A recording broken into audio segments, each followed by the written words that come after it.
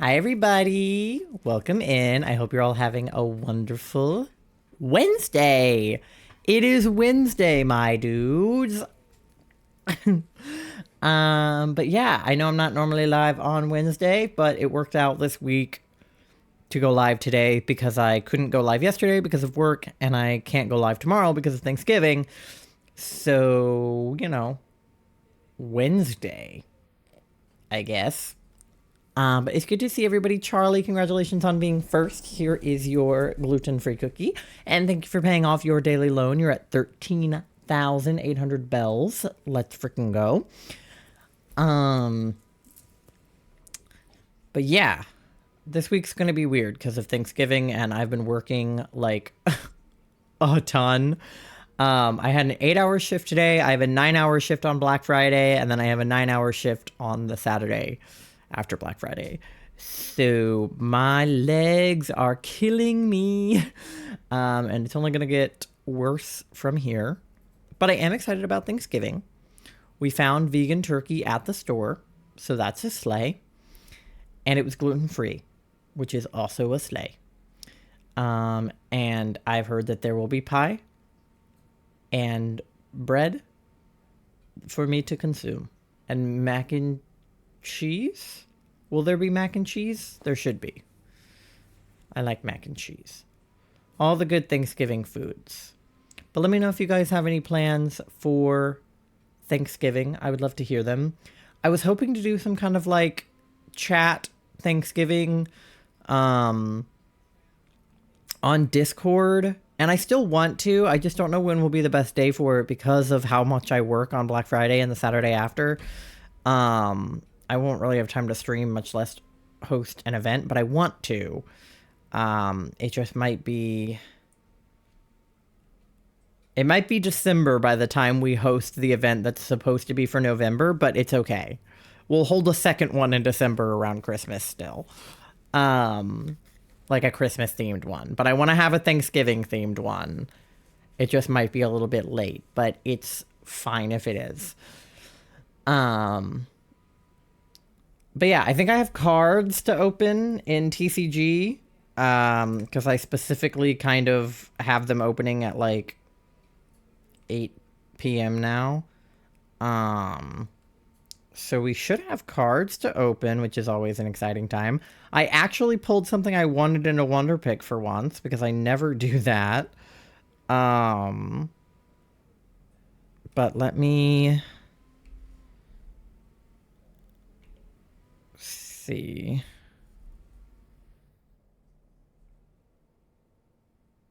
That's not what I want. Oh well, I'll just do it myself. Okay. Oh, I can get rid of this. And okay. There we go. Hello. Pocket scene. Let me move the camera. Okay. We pocketing. I feel like this is a good thing to do like during the just chatting portion while I wait for everybody to come in, because it's like not that interesting, but still fun. I can open a booster pack. Okay, I'm not opening a Mewtwo pack because Mewtwo packs have been pissing me the fuck off, so we're gonna open a Charizard pack. And I say so. Okay. Oh.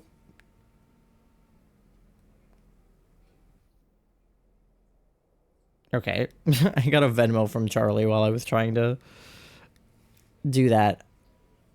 I don't know what for, but you know, whatever. All right, we'll do this one. It's hard to do that facing this way. Okay. And I always forget to make the screen big so I can actually see what the cards are. Dodrio. This is the card I keep trying to pull in Wonder Picks and not getting. Oh my god, let's go. Nobody gets excited over a Poliwag like me, chat. Sabrina. Ooh.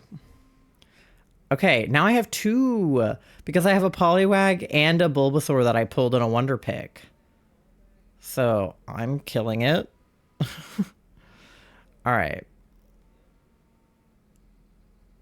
I owe you a bunch of money, so I've started paying you back. Okay, yeah, but we haven't figured out how much money, so that's stressful, but we'll talk about it later.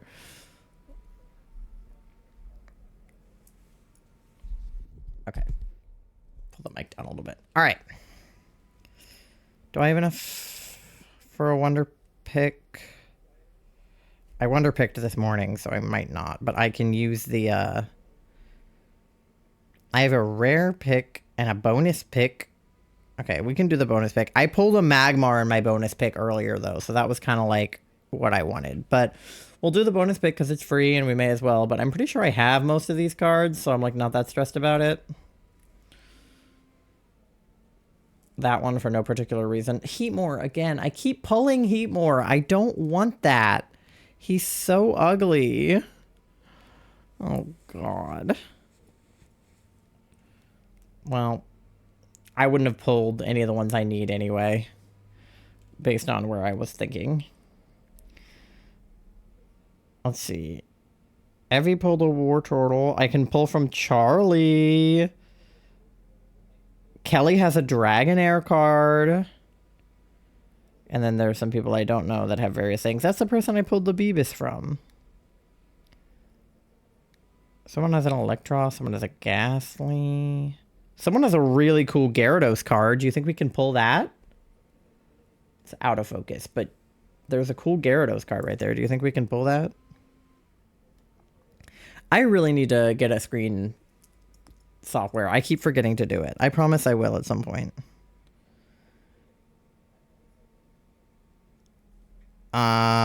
Okay, there's a lot of cards in here we don't have. We have the Helioptile,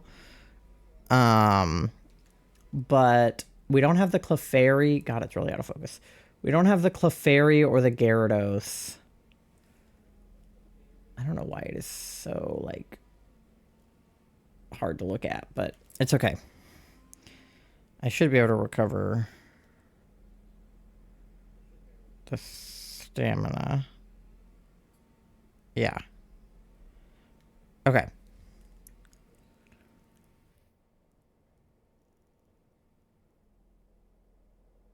I feel like her.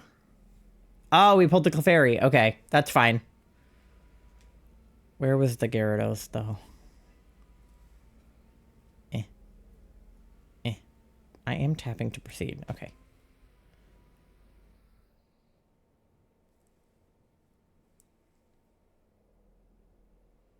Yay. Oh! Charlie!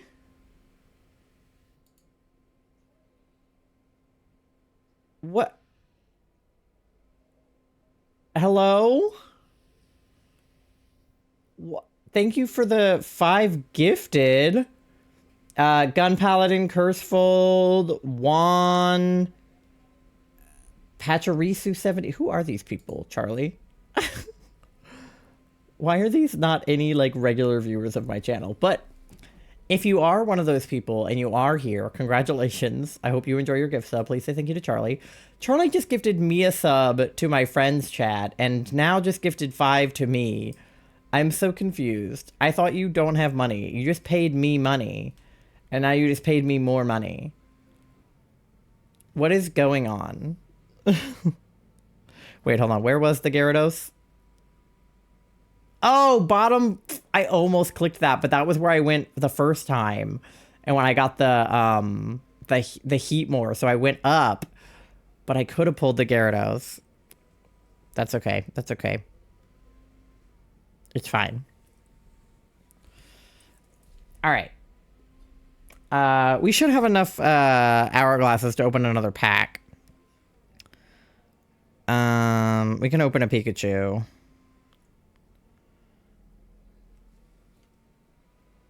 Yeah. I'll use 12, whatever.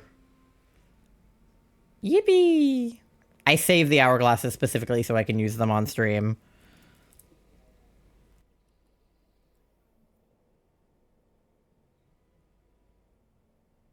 Alright.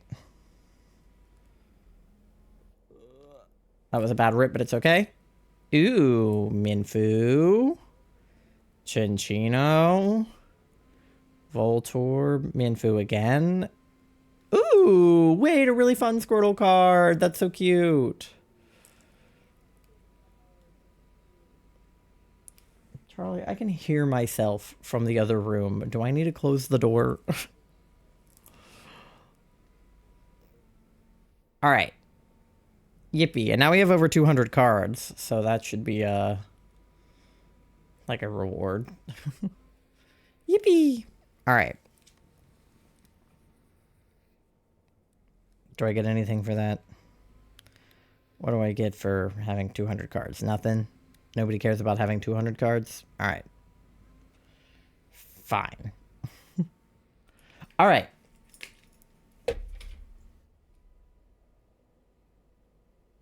Let me turn the camera off. There we go. I turned the volume down. Is that better? I think so. Let me... I can still hear it a little bit, but it's better. It should be fine. All right. Let me get my... What did I just do? Okay, my not lap desk. My mouse pad had a seizure. Okay.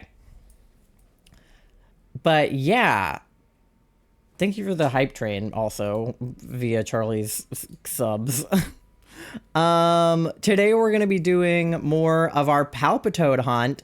I wanted to do overtime for the Grand Underground week, but I think I just need to push it off for now because I have so many other things I need to finish before the end of the year, and that is just like not one of them. So we will return to Slowpoke eventually, but not for the foreseeable future because I have stuff planned for December. But I do want to show you guys one fun thing. Charlie got Let's Go Eevee. Oh, okay. First of all, something exciting I need to talk about. I was going to wait for Megan to get here, but I too exciting. Going to talk about it anyway. On Sunday, yeah, Megan and their boyfriend Jordan came to visit me and Charlie, and we met them at a local retro game store. And just game store in general, retro and not retro. And Charlie got a used copy of Let's Go Eevee for like $30, so we thought it was a good deal. And snatched it. And they also got a copy of Cooking Mama and a Lego Dragonite. Hi, Nando. How's it going? Oh, we got a hype chest chat. Let's see it. Button mash emote. Let's go. Check this out. Yeah. Happy early Thanksgiving. Happy early Thanksgiving to you, Nando. I hope that you have a good Thanksgiving with friends or family. All-time record. We made it halfway to level 2. Let's freaking go. I don't know how hype trains work. I'm going to be so honest, but yippee. I went to Rio Dave & Buster's for half off price Wednesdays. Let's go. I love Dave & Buster's. Charlie and I went to one in Florida with my family when we were visiting, and we won a plushie Psyduck, which is like pretty slay. So, yeah, but Megan and Jordan came to visit, and Charlie, you want a couple of tickets? Nice. Charlie picked up a copy of Let's Go Eevee, which means I could finally complete my decks in Let's Go Pikachu after having this game since fucking 2018. 3 new emoji balls. Do you already have emoji balls? Do you have an emoji ball collection? You say 3 new, like you have some already and you added to a collection. And if so, that's pretty slay. An Emoji Frenzy arcade. I don't know what that is, but that sounds sick. After having this game since literally 2018, I have never completed my decks because I needed to trade Golem, Machamp, and Alakazam to evolve them. It's a fun game. I'll have to try it next time. Because those were trade-only evolutions, and I just didn't know anybody who had Let's Go Eevee, so I had nobody to trade with until now. Charlie is literally like 1 town into the game, and I was like, trade with me, give me your... Well, actually, let me give you my Kadabra, my Machoke, and my Graveler so that we can evolve them and then trade them back. Me and Nemo are doing good today. Let's go. Tsunami weekend in 2 days, including Sailor Moon season finale. Yeah, Charlie and I are dog sitting right now for a very little itty bitty dog. I swear to God, she's this big. She's like smaller than Mandy. And their house doesn't really have like streaming services. They just kind of have cable. So we were scrolling through the channels on cable and we put on Cartoon Network and we saw that, Rick and Morty, the anime, was on, and, like, all of the other Toonami shows, like, were coming up in the next, like, few hours. For 1 hour season finale of Sailor Moon with Naruto and Dragon Ball Z. Oh, yeah, Dragon Ball Z Kai was one of them. On Adult Swim at 5 p.m. this Friday. Yeah, because what day were we looking at it? It was, like, 2 nights ago? Maybe? I don't know. But, yeah. They were probably, like, reruns, but, yeah. It was cool. But anyway, all of this is to say that since Charlie traded me, I completed my Pokedex and Let's Go Pikachu, which means I have completed my Pokedex and gotten my shiny charm in every single game I have on Switch. Because I have my shiny charm in Let's Go Pikachu, in Brilliant Diamond Shining Pearl, in Sword and Shield, in Scarlet Violet, and in Arceus. So I can literally shiny hunt more effectively in every game I have now, which is fucking sick. Which brings me to my next point. Oh, here's him giving it to me. I'm so excited. Which brings me to my next point. Look what I immediately found. Give it a sec.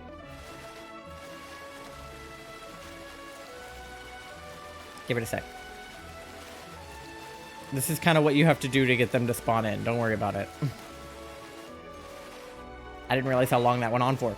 But the scream I scrumped when she appeared. Look at her. And then I was terrified out of my mind. Because the only other shiny that I have in Let's Go Pikachu is a Pidgeotto that I got on accident. Didn't even know he was shiny when I caught him. It was years ago. I won more online races. I keep doing that. I keep combining races and matches. I won more online matches of Volume 9 for Need for Speed Unbound with BMW Motorbike, Honda Integra Type R, and 1999 Subaru Impreza. Nice! Subaru! Yeah, and then so I freaked out. I was on FaceTime with Charlie, and the scream I scrumped when she appeared. I was so scared because Pokemon can run away in this game and you can't save them, and you have to be on a catch combo to get them to appear, and if they run away, you ruin your catch combo. So I had been hunting for this Lapras for like over an hour, and I was terrified, but I threw an excellent throw. She busted out. I was so scared. I gave her the only golden raspberry I had because I had given her a silver raspberry and it hadn't worked. So I gave her a golden, and scared out of my mind, I threw an Ultra Ball for an excellent throw. Goku and Luffy anime balloons and Thanksgiving Day parade. You're right. Yeah, we talked about that. And then I caught her. Yippee! So now I have, well, I don't. I have a shiny Lapras named Juicy, but I actually traded her to Charlie so that when Charlie unlocks the part of the game where you can ride on a Pokemon, they can ride on Juicy. Because Lapras is one of Charlie's favorite Pokemon. So I traded her to them as a gift. But that's my first official shiny in Let's Go Pikachu. So I have 2 shinies on Let's Go Pikachu. I have like 60 in Pokemon Violet. I have 3 in Pokemon Shining Pearl. And I have a good bit in Arceus. I don't know how many. But I have 0, a big fat goose egg, in Sword. 0 shinies. Nonzo. And Charlie already has 1 in Shield. So they've beaten me. I have my shiny charm. I've done DAs, but I have 0 shinies to show for it. So before the end of the year, I'm hoping we can catch Palpitoad, which will also be the last line frog adjacent creature that we need for our frog quest, because we have Bulbasaur,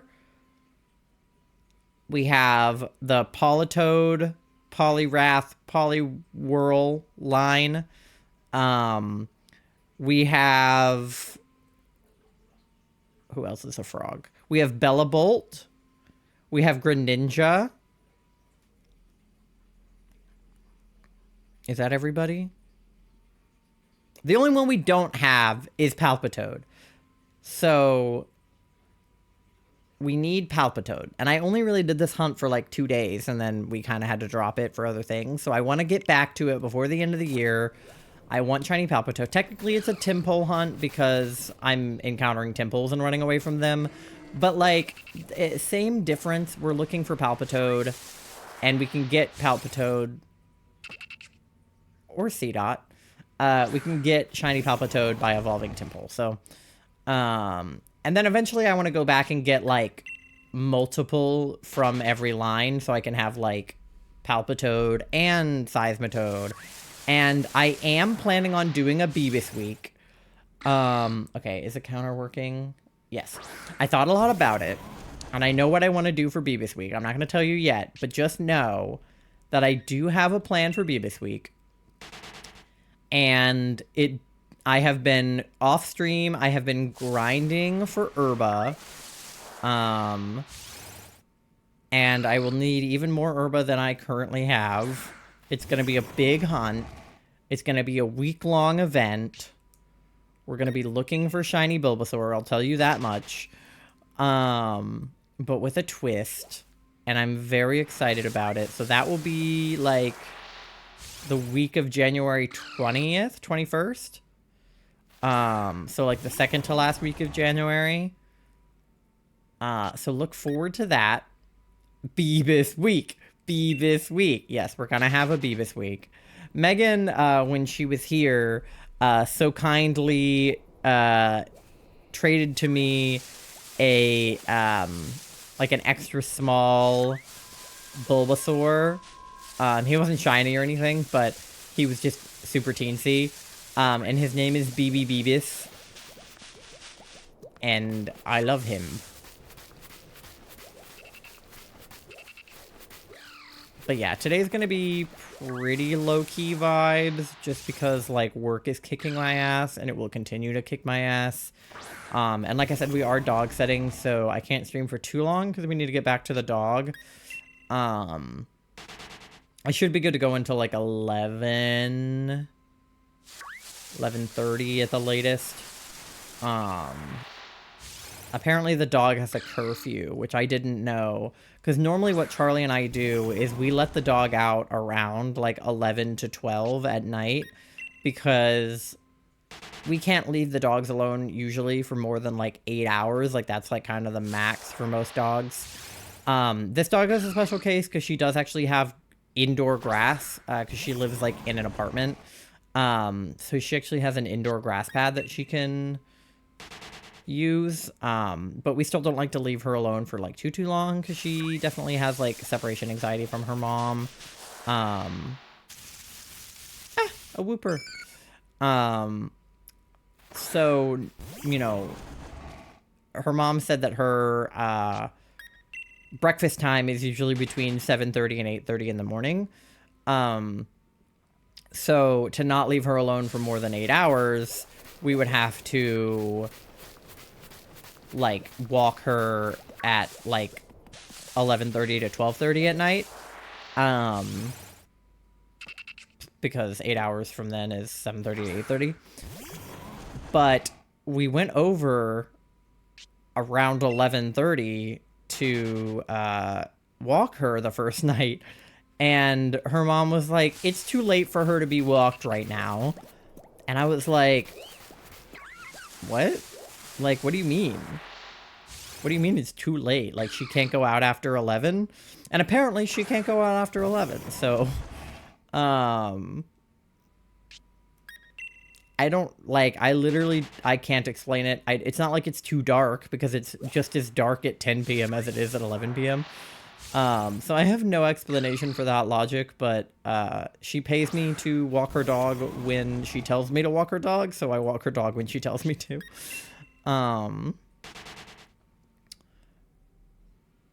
But yeah. So we're just gonna sleep over there tonight, so that we don't leave her alone for too long. Because I think Charlie fed her dinner around 5:30. You guys don't need to know the specifics, but I'm just letting you know that I can't stream until midnight because we need to be back to her by midnight, which means I can probably stream until like 11:30. That was all you guys really needed to know, but I'm a yapper, so I had to explain the entire situation to you. Don't ask me why. I don't know, I have to yap about something. Oh, this one has aura. Hello, aura. Aw. I was hoping that he'd be shiny with all that aura.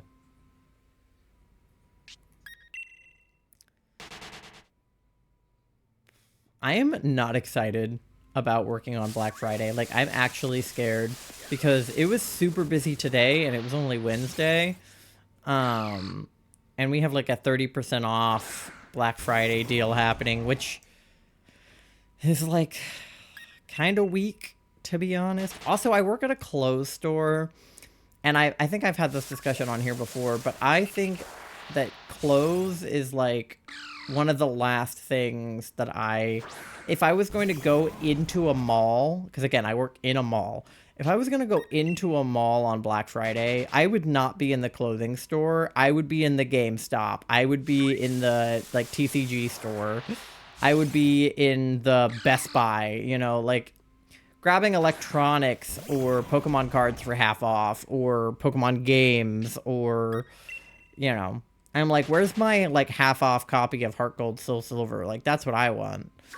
Or really just Heart Gold, because Charlie has Soul Silver. But, like, well, we found out that Charlie's copy of Soul Silver is a reproduction, which isn't surprising because there are a ton of reproductions of Pokemon games out there.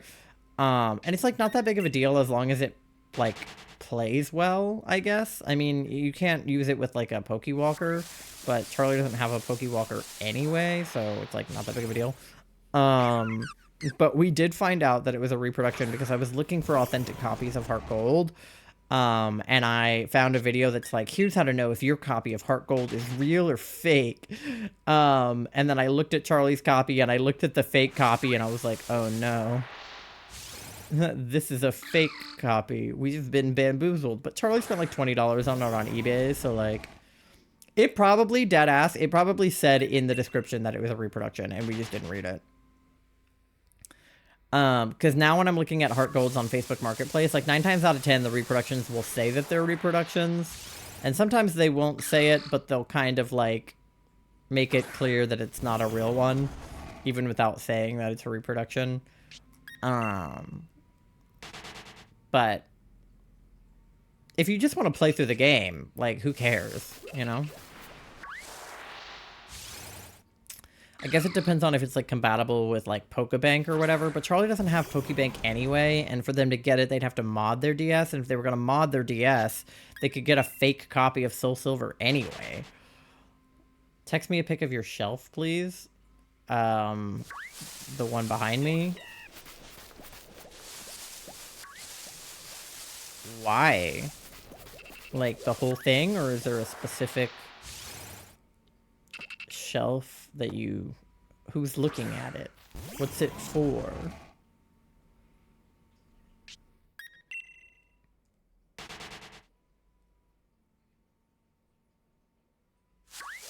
What do you want to know?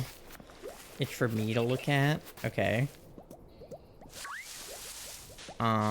Do I have to do it right now, or can I do it holiday shop? Well, yeah, I gather that it's for holiday shopping. Are you trying to figure out what I already have on there?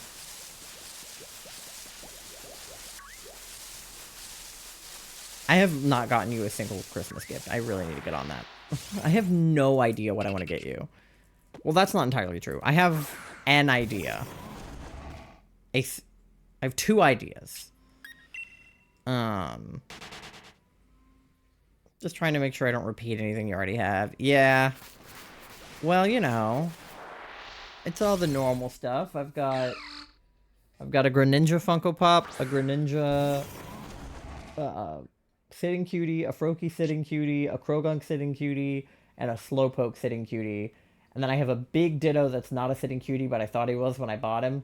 And then I have all of the tiny Pokemon Funko Pops from the Advent calendar. And then I have a regular size Funko Pop of Beebus and Grookey. And that's it. And then I have the what's it called? Not Funko Pop, but U2s of Banjo-Kazooie. And then I have a Funko Pop of Blue, Mikasa, Levi, Bakugo, Froppy, Jiro, Toph, Kageyama, Inosuke, Bill Cipher, and Waddles.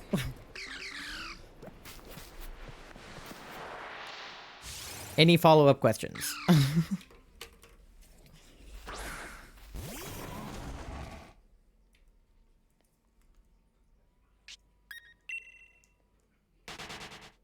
I don't have an Umbreon Funko Pop,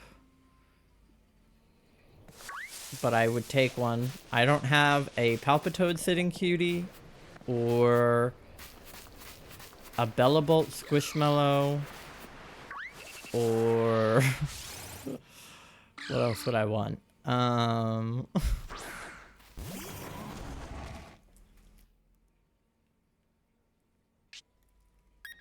don't know. those are things I don't have that I would accept. I mean, obviously, you know the deal with Squishmallow is that you have to buy it secondhand, but I don't have an authentic copy of Pokemon Heart Gold. Add Umbreon to stocking list. I don't know if there was one on Amazon or not. If there's one on Amazon, send me the link and I'll add it to my list. I have one on my Throne list. I don't know if I have one on Amazon. I also don't, like, need an Umbreon Funko Pop. I just know that we've talked about trying to complete, like, a full set of evolutions. So, like, Umbreon, Sylveon, Espeon, like, any of the ones we don't have. Because who do you have? You have Leafeon and, like, what? Flareon? And Vaporeon? I just want a full set. It doesn't really matter. I would like Umbreon and Espeon and Sylveon at some point. I would love a shiny Espeon. I would love to paint an Espeon green. But yeah, and then obviously, like, all Sitting Cuties are good. Palpitoad is good. Especially if we get the shiny, then I can have a little Palpitoad Sitting Cutie to commemorate him. What else? Obviously Bellabolt Squishmallow.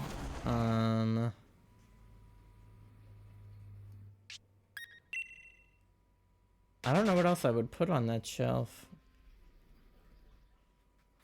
I'm sure there's other things I'm not thinking about. The Woobat. I'm sure there's other things I'm not thinking about right now, but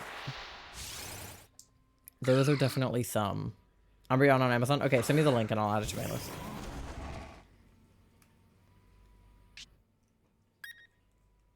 And then just while you're at it, see if there's Espeon and Sylveon. I may as well. Even if I don't throw them on my stocking list, I may as well have them saved.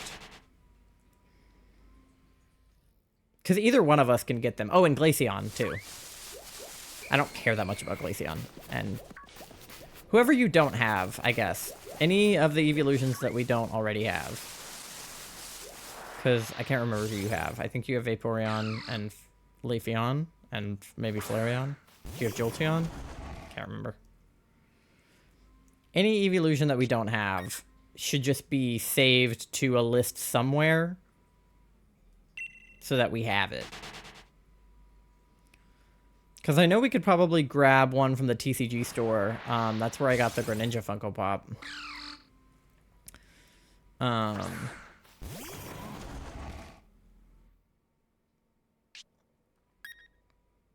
Oh. A Palpitoad sitting cutie is obviously like number one on my list, but I think he's sold out. He's like always sold out. And I would say a Poliwag sitting cutie, but I think for reasons I'm not supposed to ask for that. I don't think I'm supposed to ask for a Poliwag sitting cutie. But I'd rather have Palpitoad anyway. Palpitoad is my fave. He's my like number one ISO sitting cutie. Because he is the boy. He'd be Jellybean, my Palpitoad from Scarlet Violet. And I love Jellybean. He's just a baby. I would have one in Pokemon Go too, if somebody hadn't evolved my Poliwrath. No, I'm kidding. Despite me being over that, I still reference it sometimes, and then Charlie will be like, "You're not over it."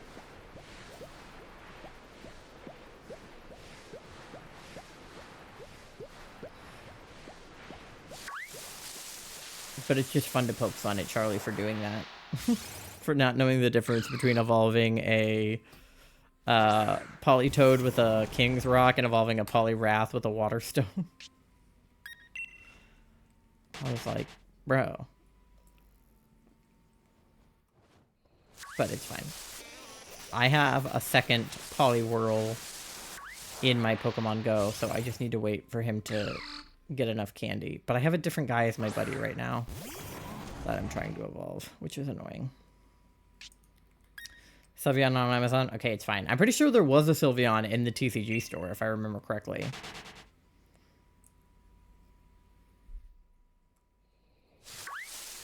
Because I thought about picking it up. Or it was either there or in GameStop or something. There was a Sylveon Funko Pop at the mall. Somewhere that we looked. I remember seeing it. But I picked Greninja over it. For obvious reasons.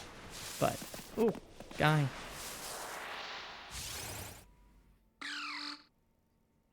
I think it was in GameStop. I think so too. But, like I said, none of those are particularly urgent. I just, like, think that we should have them on our radar for, like, eventually. But, like, God knows we don't need more Funko Pops. Moving here was hard enough. Moving anywhere else is going to be crazy. Oh, there's so many over here.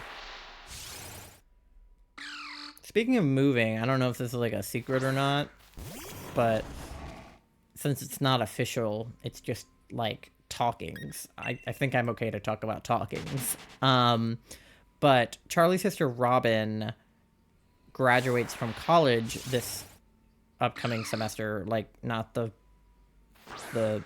one, but the next one, fall semester. And no, spring semester. This is fall semester. Spring semester. In the summer. She graduates in like May. And her school is like a good like few hour drive away from where we live.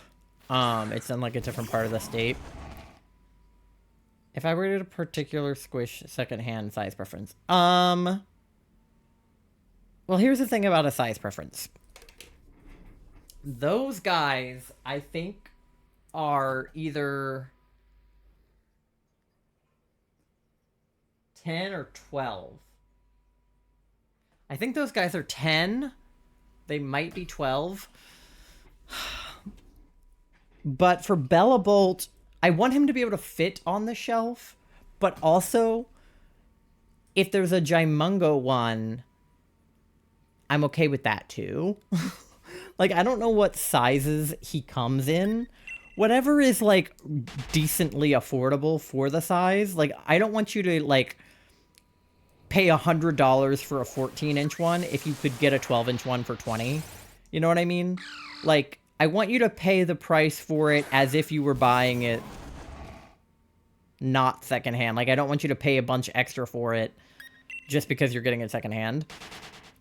10-inch would be perfect because it would be like the same size as the other ones. 12-inch would also be perfect because it would be in that same size range. 14 would be a little big, but would I be mad? Absolutely not.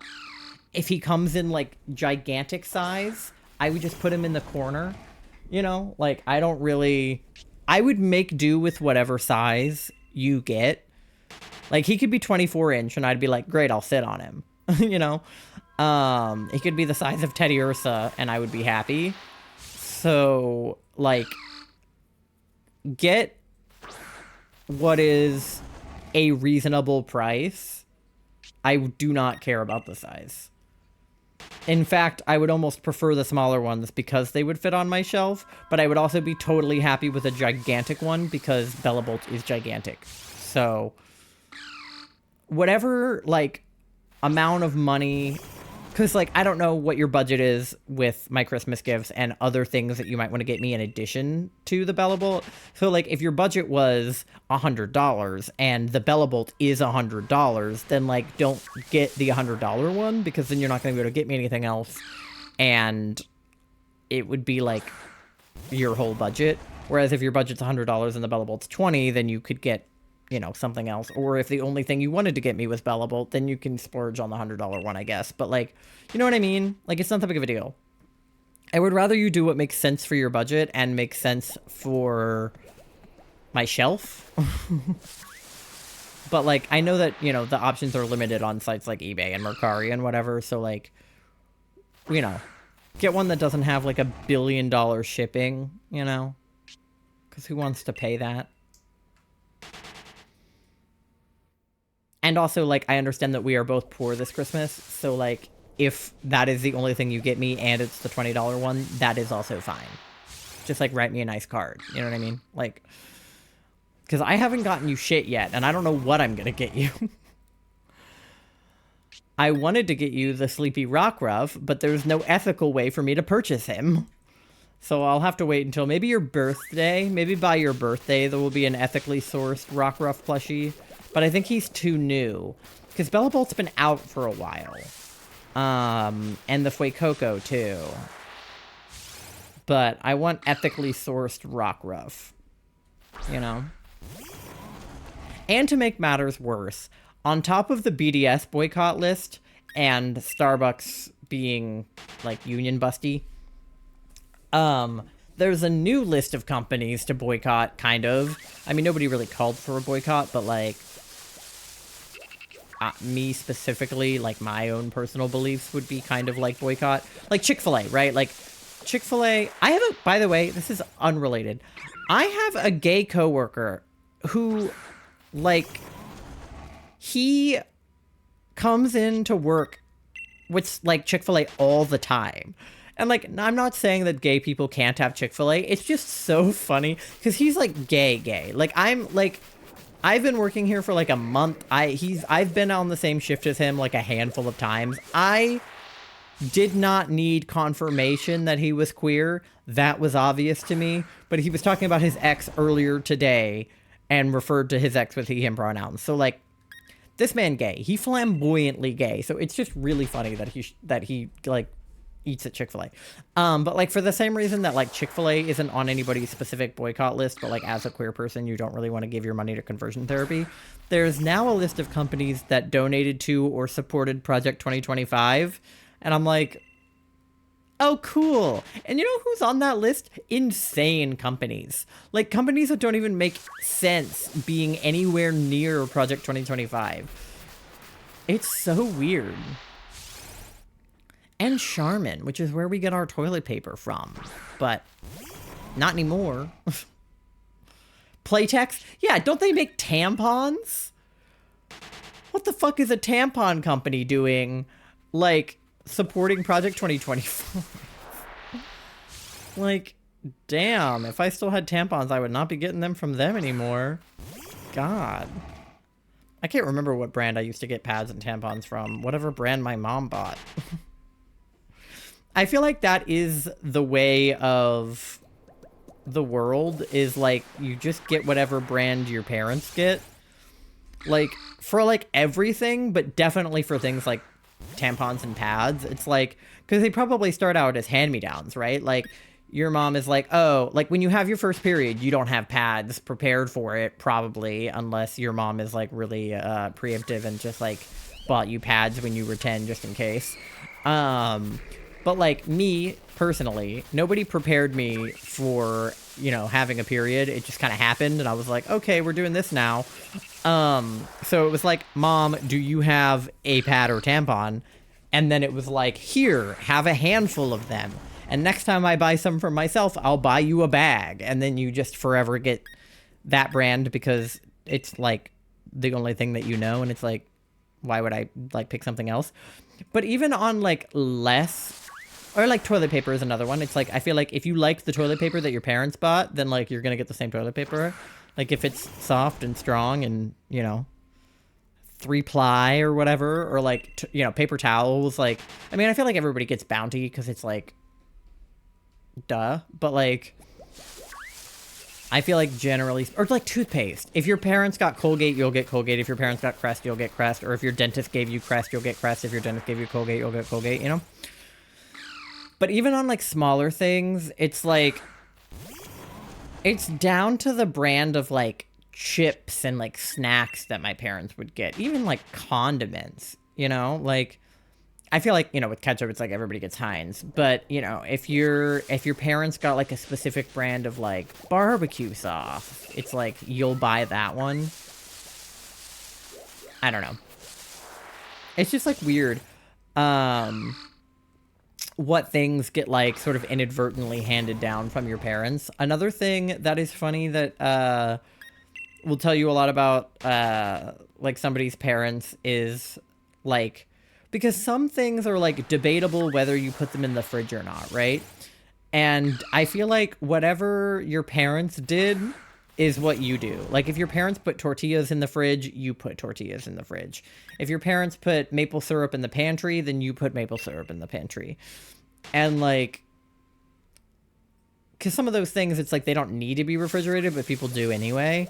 And then some things are like better not refrigerated. Like tomatoes aren't supposed to be refrigerated once you cut them, or before you've cut them.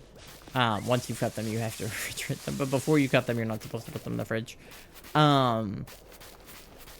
So I feel like things like that, because I noticed this when I started living with Charlie, is that like stuff that their parents put in the fridge and stuff that my parents put in the fridge are like not the same. So we had to like compromise on what went in the fridge and what didn't. My parents would buy like, you know, Miss Butterworth's style maple syrup, but Charlie's parents would get like legit maple syrup, like just maple syrup, not like whatever it is that Miss Butterworth is made of. So if we get real maple syrup, it goes in the fridge. But like Miss Butterworth's can go in the pantry. But we don't get that because we get like legit maple syrup. Which is expensive, by the way. So just don't buy maple syrup if you can avoid it.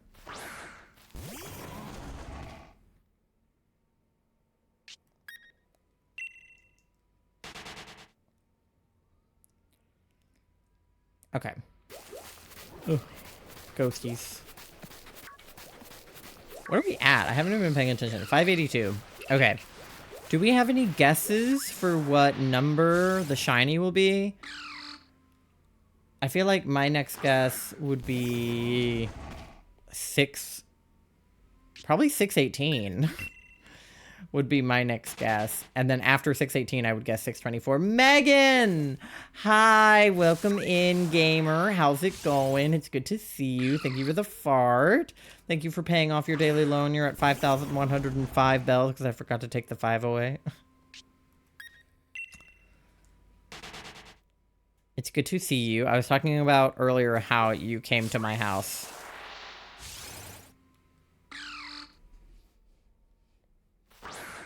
How was your experience at my house? I like turn around one of those like tip iPads.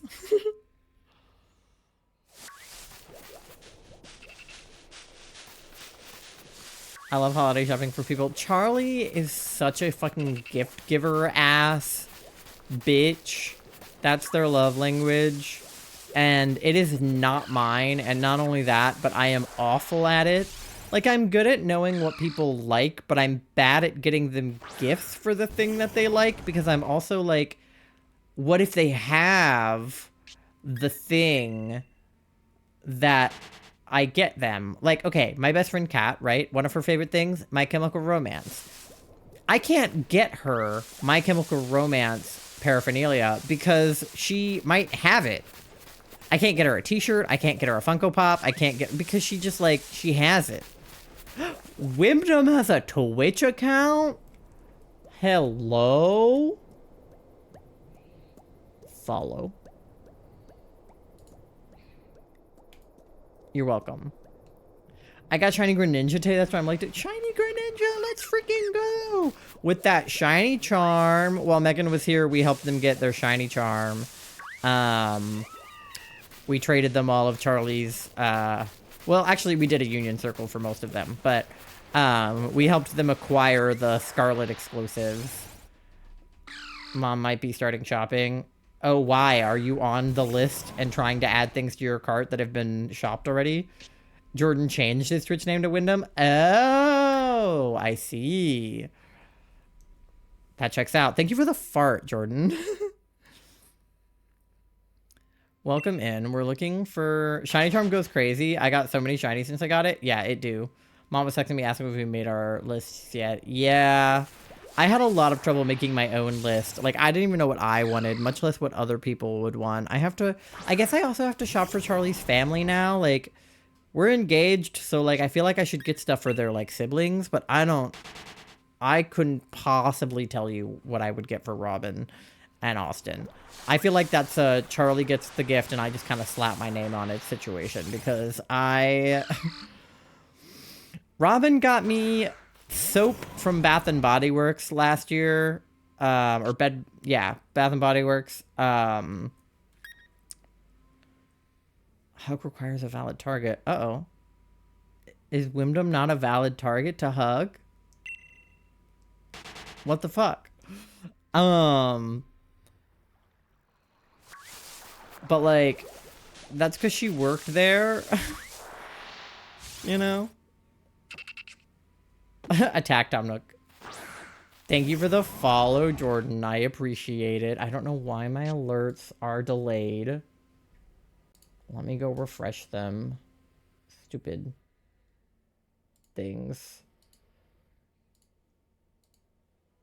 They know better than that. But thank you. We're trying to get to 500 by the end of the year. I don't know if it'll happen, but it would be very cool if it did. So tell all of your friends to follow me. But Megan, you missed it at the beginning of stream. I showed everybody my latest shiny, which I actually gave to Charlie. But, oh wait, that one's a longer clip. Hold on. Hold on. Shiny Lapras. There she was breaking out of the ball, but she went into the one after that. But I got that in Let's Go Pikachu since Charlie picked up Let's Go Eevee when we were hanging out. I got my Shiny Charm, like, immediately once Charlie started playing, because all I had was a bunch of trade evolutions. So once we traded for all of them, I got my Shiny Charm, like, literally the next minute. What game was that? That was Let's Go Pikachu. Yeah, you guys got me thinking about getting it. Yeah, so I guess I can show you that clip a little bit. Okay, first of all, here's my diploma telling me that I completed my Pokedex, and then there's me getting the Shiny Charm. So here's, like, the art style in the game. It's, like, kind of chibi, like BDSP, but you have legs. And then, yeah, you can see the play style. So, basically...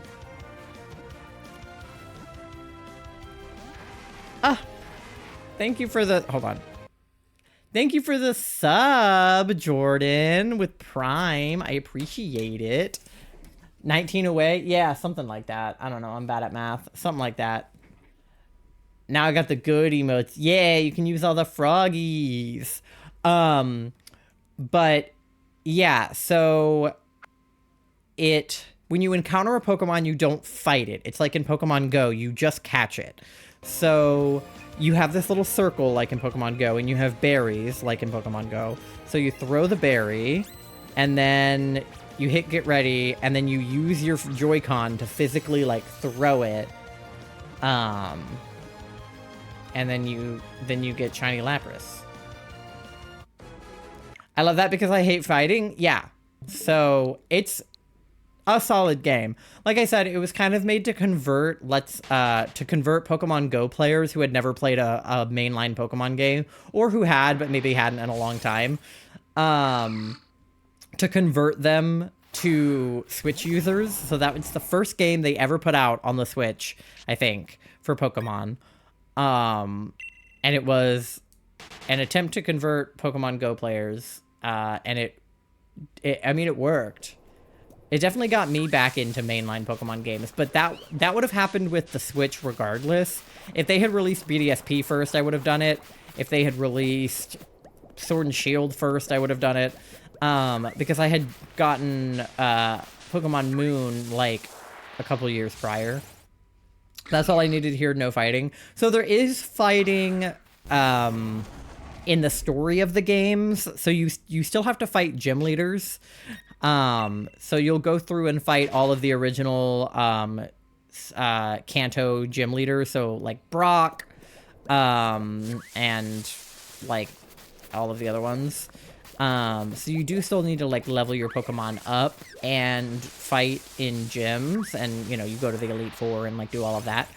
But yeah, as for actually like encountering Pokemon in the wild, and then you will still have random encounters with trainers. You still have a rival like Nimona in Scarlet Violet. So you still have somebody who wants to fight you all the time, to help you level up for gyms and things like that. But there is no like fighting in the wild. Like that Lapras was fully just, I gave it a berry and then I threw an Ultra Ball at it. So yeah. Mandy, yeah, it's her little emote. I don't know where she at, but that's her. She, by the way, she pooped on that beanbag today.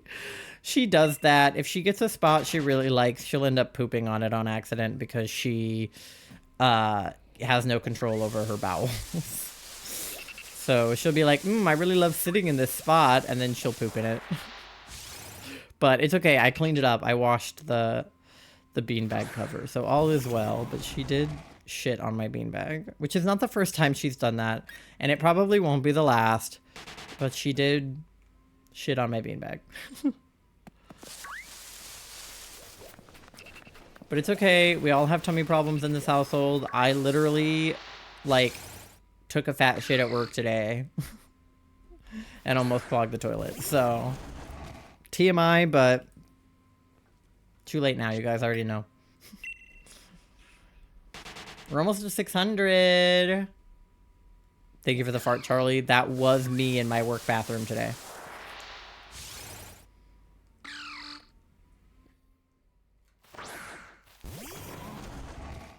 Alright. I hope we get shiny Palpitoad, because I want shiny Frog. Aw, look at you guys hugging. That's so cute. Jordan, I don't know if I already told you this last time you were in the stream or not, because I can't remember when the last time you were in stream was. But if you're familiar with Animal Crossing, the little avatars at the bottom, you can change which avatar you have. I know Megan plays Animal Crossing, so I assume you're at least like tangentially familiar. But you can actually pick which villager you are if you have a preference, or if there's one that you like. I helped him. He wanted Joey. Okay, good. I didn't know if he had one he wanted or not. Okay. I just wanted to make sure. I didn't know. He likes ducks, right? That's what you said. He likes Psyduck, right? So that makes sense that he likes ducks. Okay. I'm glad he has somebody he loves, because I knew that he followed, so I was like, I want to make sure he has the duck he likes. Quack. I know we have a lot of Ketchup fans in chat, and I think Ketchup is a duck. Big duck guy? That's fair.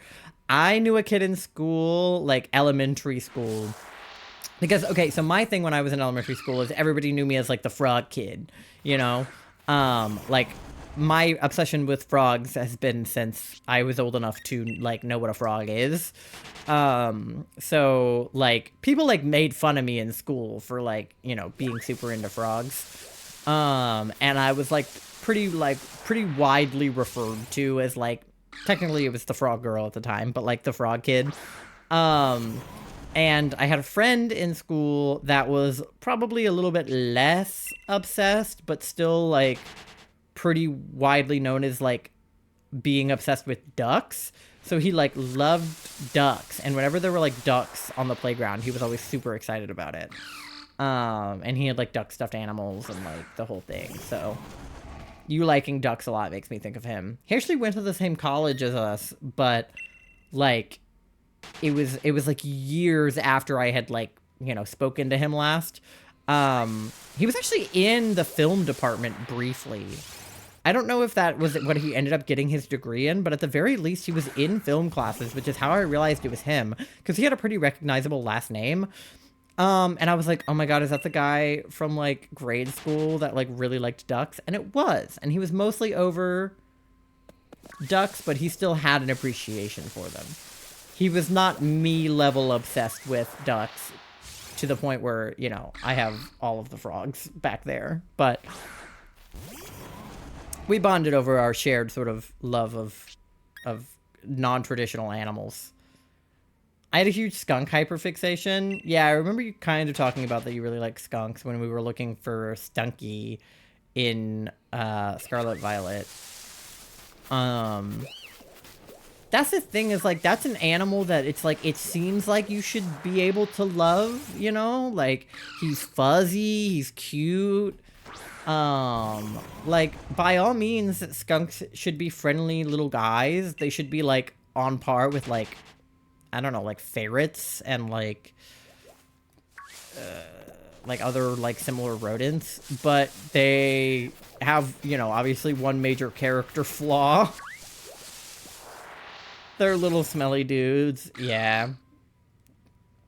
I do think it's hilarious that that is their defense mechanism, though, that they actually smell so bad that it's like, how's Leo the baby? He finally got the bath that he needed when you guys saw him. I know he was super dirty. He finally got his bath, and they blow dry him, so he is super fluffy. He looks like, you know, totally poofed out. He is monstrously fluffy right now. I love the few days after he gets his bath when... Oop, that's not how I wanted to run into. I love the few days after he gets his bath where his fur hasn't gone back to being curly and it's just fluffy. Because my hair does the same thing. Like, as somebody with curly hair that does not take care of it, if I blow dry my curly hair, it will look like that. So... there's a little bit of kinship there. Me and my son. Thank you for the wow, Megan. But yeah. He's good. Thank you for the shiny luck. Hopefully we will get him today. I don't know how many encounters we'll be able to get to. I forgot how long... these ones take. They're not super long. I mean, I have to run around a little bit to find them. But it's been... I started streaming at 8, so it's been about an hour. And we started at like 5:25, and we're at like 6:07. Granted, I've gotten distracted here and there. So a little bit less than 100 in an hour, which is not maybe the best average. But like, that is not who I ran into. But not the worst. If we... okay, 520 plus 80 is 600. So... if we're doing, like, 80 in an hour... this is like doing math when you're on the road. If you're going 80 miles per hour, how many miles can you go in X amount of time? If we're going 80 shinies per hour, then in 2 hours we could get 120... not shinies... encounters. We could get 120 encounters in 2 hours, and 200 encounters maybe in 3 hours, which is about how long stream will be, give or take. So if we started at If we started at 5:25, then we'll be at 750 maybe by the end of stream. That might be reasonable. I don't know. I know we're 8, but I'm hungry again. I also kind of am a little hungry too. We didn't have like, you made us like actually reasonable sized bowls because we were using the like disposable bowls because we didn't feel like doing dishes. We have like eco-friendly, like basically paper bowls, but they're not paper, but they are paper because they're like eco-friendly paper. We had an early dinner, late lunch. Yeah, my eating schedule is all out of whack because of my job. I worked 8 to 4 today. So I had lunch at like 11 and then dinner at like 6:30. But like, I stay up until like midnight. So I don't eat at... Is that an LED frog on your head? He's not LED. He's 3D printed. So he's just like plasticky material. He's just like really bright green. I have so I got him from an Etsy shop, Beam Team 3D. And they made my original headset, which I don't wear as often anymore, and I probably should, but it kind of hurts my head to wear it for the length of a full stream. But this is my original headset, which has the little froggy eyeballs, and it literally like almost matches like to a T the color of my froggy headset. So I don't wear this one as often anymore, but I freaking love it, and I should get back into wearing it. It's Bluetooth too, so I don't even need to be plugged in, but I've just gotten into a bad habit of putting this one on every time I'm about to stream. Maybe I may heat up the mac and cheese and chicken nuggets. Yeah, I was thinking about getting some, like, pizza rolls or something. I just wanted to get ears, horns on mine. If you do, you should get them from Beam Team 3D. They're super cool. I'll put a link in chat in a second. Charlie got their moth antenna and their little puppy ears from them. And you can pick, like, from a bunch of different colors. I'm not like affiliated with them or anything. I sent them an email one time being like, hey, do you want to be affiliated? And they did not respond. So I assume the answer is no, but I still think support small businesses, and my friend Min is affiliated with them. So, she has their cow attachments, I think, like cow ears and cow horns. But they also make headphone stands. They make one that's super cute. It's shaped like a mushroom. I love all their stuff. They're super cool. On your next ad break, we should go get food. I was planning on it. I need to get something to drink too because I am freaking parched and I have no water. Because I drank all of it before stream. So, but yeah, my work schedule is like totally fucking me up because I do not normally wake up early enough to be somewhere at 8 a.m. and I don't normally go to bed early enough to wake up and be somewhere at 8 a.m. So I was like forcing myself into bed at like 10 o'clock last night and I still didn't fall asleep until like 11. The prices aren't bad either. No, they're really not. Like, I mean, I guess because they're really just like little plastic attachments. They go on with Velcro, so they don't really like hurt your headset. I mean, I did kind of peel a little bit off of my old headset, but that was falling apart anyway, so it was kind of like whatever. But if your headset's plastic like this one, it won't fuck it up at all if it's Velcro. But they're super cute. Their customer service is super nice. Their headset stands are cool. The quality is great. Like 10 out of 10 recommend Beam Team 3D if you want cute headphone attachments. And they've got like everything. They've got ears. They've got horns. They've got plumb bobs from The Sims.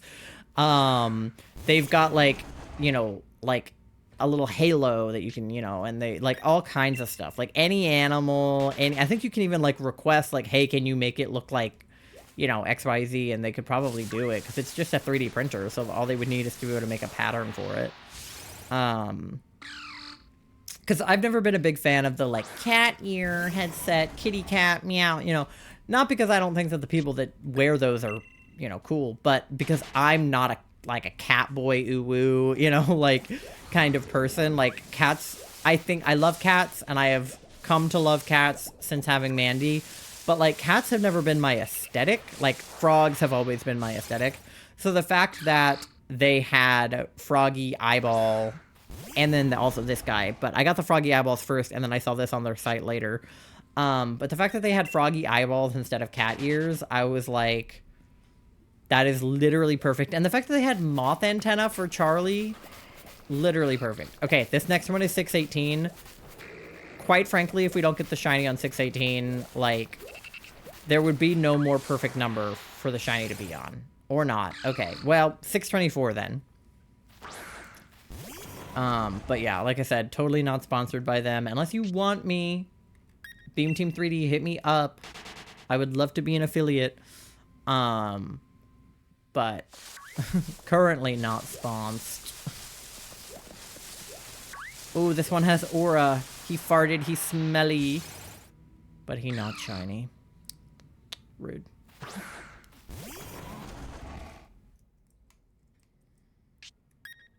That'd be awesome. You wear their item every scoop. No, exactly. I'm pretty sure that's how my friend Min became one of their affiliates, because she wears their cow. She has like a pink, like strawberry cow.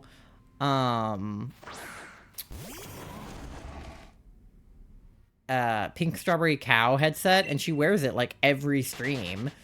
And I'm pretty sure she got affiliated with them because people kept asking her like, hey, where did you get your headset attachment from? And she just kept saying, oh, I got them from Beam Team 3D, until Beam Team 3D, I think she like tagged them in her TikTok. Every time somebody would comment on one of her TikToks and be like, where'd you get your headset? She would respond, oh, I got them from Beam Team 3D, and like tag them. So I have also started doing that because people ask me where I get my headset a lot. And I'm like, well, my headset I got from Razer, the green one, not this one. But I'm like, my headset I got from Razer, but the attachments, which is what I probably assume you're asking about, I got from Beam Team 3D. So I've started responding to people's comments with that information when they ask. Because I don't gatekeep, except for that's not entirely true. I am very guilty of gatekeeping if I get something that I think is cool and I don't want other people to also have. But in Beam Team 3D's case, like, they have so many different products. Like, most people don't have the frog eyeballs. Like, I feel like that's more niche. A lot of people get the cow, the cat, the horns, you know. And also, it's not like they're copying me if somebody else gets the frog eyeballs. Like, I'm not the only frog-obsessed streamer. I have followed, like, 5 other people on Twitch because they have, like, froggy-related panels or froggy-related, like, art on their, like, overlays. I'm not the only one. I have met a community of frog lovers since being a non-binary Twitch streamer. But I'm guessing 666, that's a solid guess for sure. It obviously wasn't 624 because we're already at 625, so my guesses for the day are a bust. I guess my next guess would be 669 or 696. Either way, as long as it contains 69. But yeah, I'm literally promoting them like every stream. Oh, he's like crooked now because of that. He doesn't stay on super well on this headset because it's really thin. These are my Sony editing headphones required to me by the film department when I took an editing course. They were like, you have to have studio headphones. So these are my required by college studio editing headphones. But they're comfortable and they don't like squeeze my head if I wear them for too long, like the Razer ones do. Just because the Razer ones are like noise canceling, which is good, but if you don't need them to be noise canceling, they're just kind of squeezing your head. These ones aren't noise canceling, but they are stereo, which is nice. I feel that, yeah. I've done like 12-hour streams before for like my birthday, and like there is just like no way to wear the headset for a full 12 hours. But you don't want to edit in like shitty earbuds because like it won't sound right. So you have to have like stereo headphones to edit, at least in film. I don't know if you need them for like editing YouTube videos, but I tend to use my stereo headphones if ever I'm editing something that has sound as a key proponent. But I couldn't wear my, like, I have Beats that I use for listening to music, and those are not good for editing because they're like bass boosted. And then my Razer headset is good for gaming because it's noise canceling and like, stereo, but not good for editing because it squeezes my head. And then these ones are good for editing and then pretty decent to wear when I'm streaming because they don't squeeze my head. So I have like 3 separate pairs of headphones. And they all have different uses. That reminds me of what?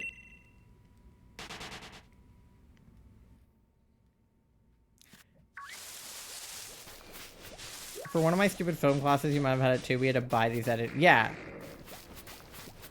That's where I bought these, in my editing class. Because, so, Megan and I were in the same film program, and the requirements, like, on the syllabi for most film classes were kind of, like, insane, especially if you're, like, a broke college student, which, like, most of us are.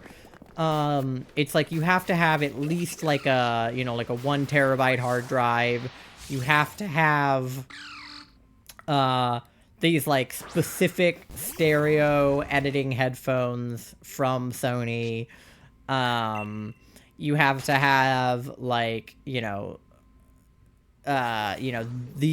softwares, and, we have to edit in Premiere, and we have to use, like, the requirements to be on our program were kind of hilarious. I used to use those early into Wyndham. They aren't bad, low-key. Yeah, no, these are good. Like, I still use them for editing because, like, if I was going to buy fancy smanchy headphones for editing for film, I was gonna, like, keep them, I'm gonna get my money's worth out of these. I'm sure I have at this point, but, I hated it because I had to buy so much crap that's not even for my concentration. I know. That's the thing about being in honestly, both of our concentrations, but definitely more so yours than mine. Screenwriting, it's like, you technically don't need to be able to edit or to be able to, like, store a ton of footage on your computer. Like, you need to be able to, you need to have, like, Final Draft or whatever the fuck you're supposed to write in. But, like, you really don't need, like, all the stuff that they had us buy. And then for me, like, directing, the thing about the directing concentration is that directors are required to have at least 1 course in every other concentration, because directing is, like, the convergence of every other concentration in the program. So, like, I needed to be able to edit, I needed to be able to screenwrite, I needed to be able to, do cinematography, I needed to know about lighting and sound, because I was going to be directing the people that use all of those things. So it was important for us to be able to, do all of that, which is why, and because I did YouTube and I do streaming, like, I already have, like, 4, terabytes of hard drive space because of all the videos that I edit and stuff, so it wasn't that big of a deal for me to buy editing headphones and a hard drive, but definitely for someone in the screenwriting concentration, I can see how that's, like, kind of silly.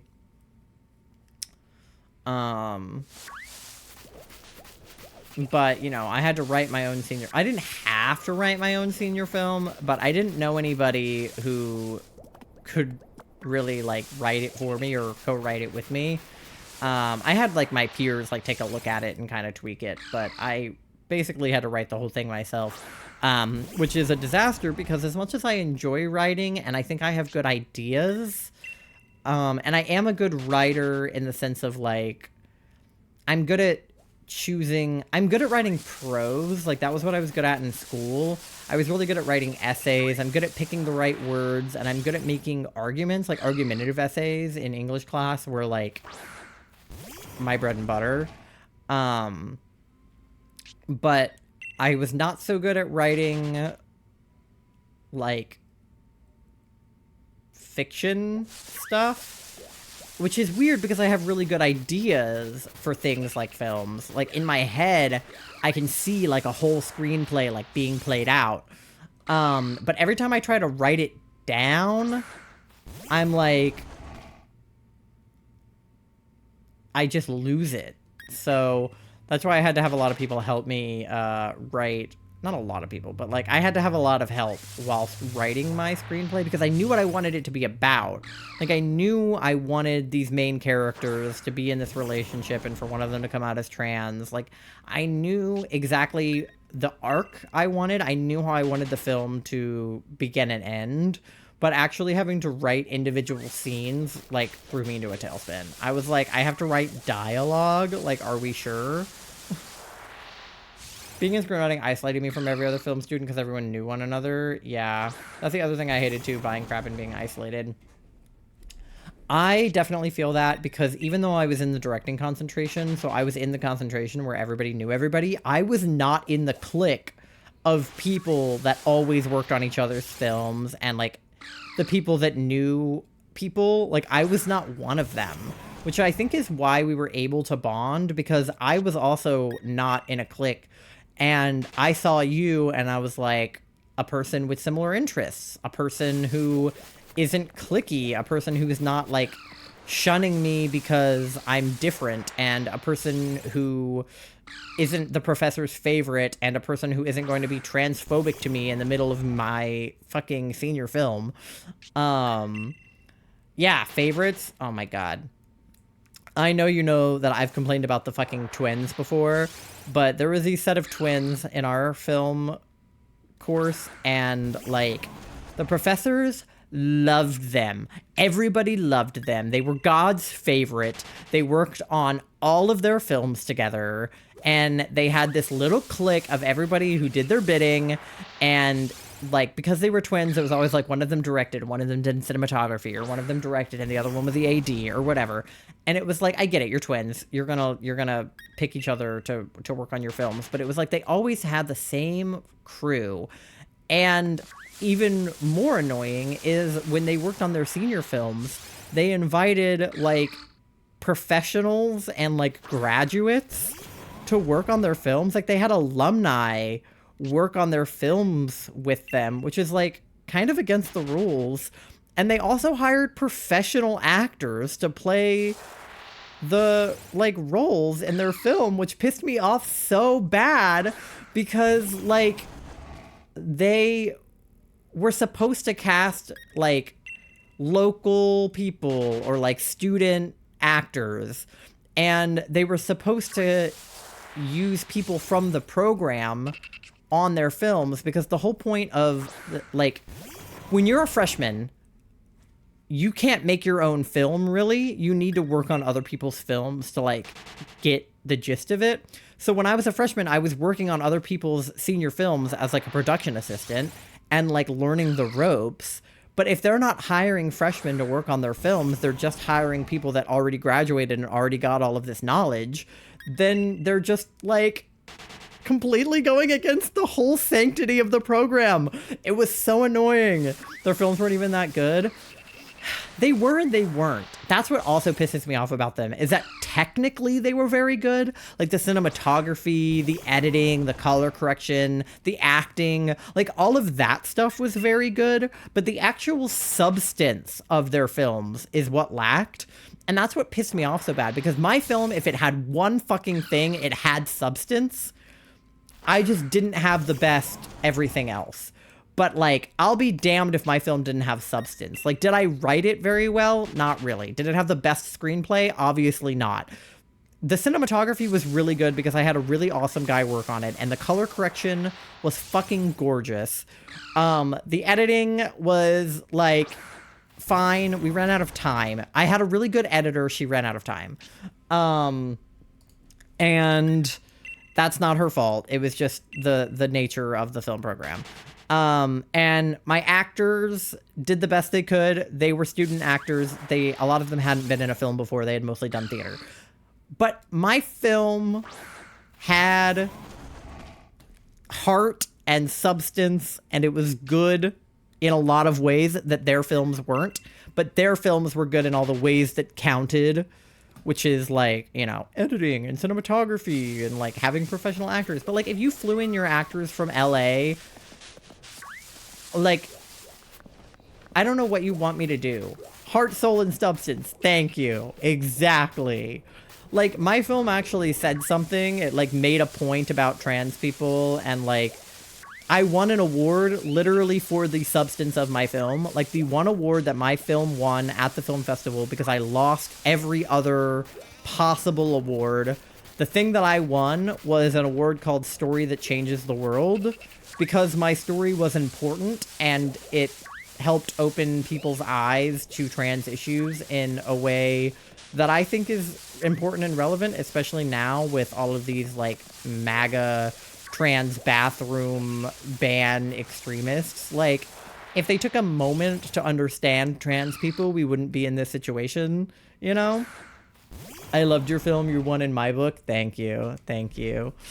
Like, I'm not here to complain, like, oh, I should have won awards. Like, no, they won the awards that they were gonna win.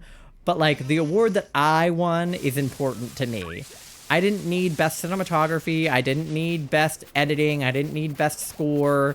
Like, that was, I didn't need any award, you know, but I'm glad that the one that I got was about, you know, making a film for queer people, because the twins were Asian and they made a lot of films about, like, not a lot of films, but a lot of their, you know, their stuff focused around being Asian, or, like, you know, one girl made like a, almost like a K-drama type, you know, film. Like, she based it on, like, K-dramas, and that's super cool. And, like, stylistically it was beautiful. It looked like those K-dramas, but, like, the substance of the film was, like, not there. And then the other girl made a film about, like, her grandma being, like, hate crimed, but it, like, it didn't, like, it didn't really say anything new. Like, I understand that Asians were, like, unreasonably targeted after COVID because people were blaming China on COVID, or blaming COVID on China, blaming China for COVID. So, like, I get that that was probably something very close to their heart, and that being Asian was probably very scary for them, after COVID, because Asian people were, like, getting hate crimed on the street. So I understand, like, wanting to make a film about that, but, like, her film just, like, didn't address any actual, like, real issues with that. It just, like, the plot was just that the grandma was hate crimed, and then she, like, yells at the nurses in the hospital in Asian, not in Asian, like, that's a language, but in an Asian language. I forget which one. It was either, I think it was Vietnamese, maybe.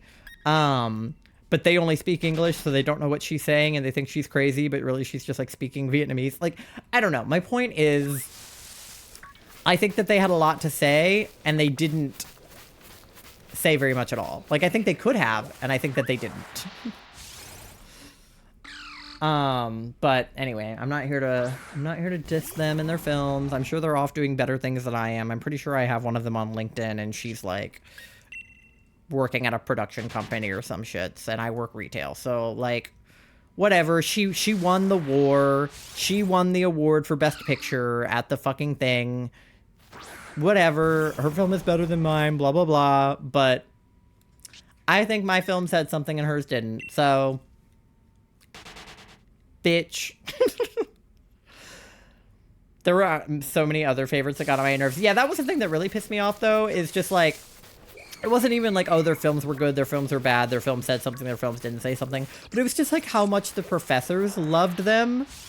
And, like, just let them do whatever they wanted and break the rules and, like, just, like, do whatever. When my professor was like, your story has trans people, maybe it shouldn't. And I'm like, oh, okay. Like, girl, what? Anyway, I have an ad coming up in 20 seconds. I already snoozed it once, so I need to not snooze it because I need to go get water. I'm thirsty. But get yourself something to eat, something to drink. Go to the bathroom. Walk your pet fish. Do whatever you gotta do. I will be back in 3 minutes. Favoritism sucks. It does, because I have never been God's favorite. So I am annoyed by favoritism, because why not me? But no, I feel like as pupils, we should have all been treated the same by the professors, and we were not. But whatever, it's fine. I'm not salty about it. It's been over a year. Almost 2. But yeah, I'm going to encounter this one last guy. And then we will do 666 when we get back from the ad. See if Megan gets the shiny. But I will see you guys on the other side. Do your checks.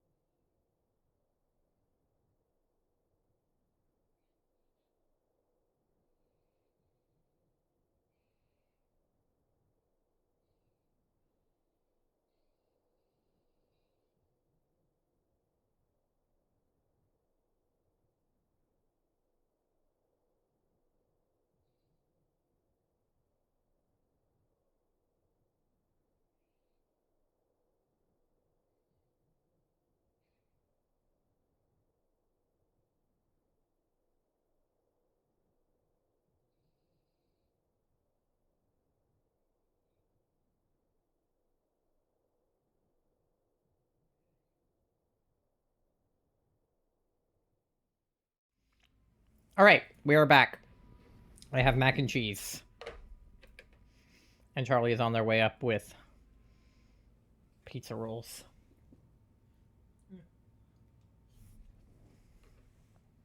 What are you guys saying in here?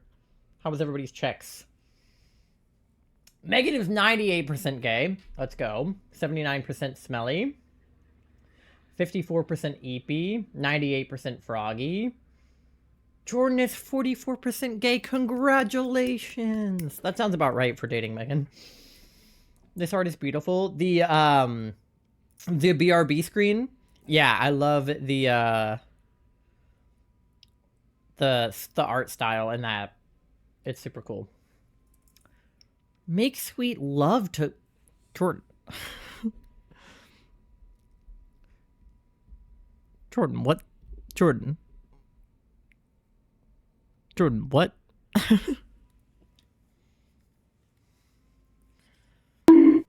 Wait, what? What? Thank you for the bonk. Okay.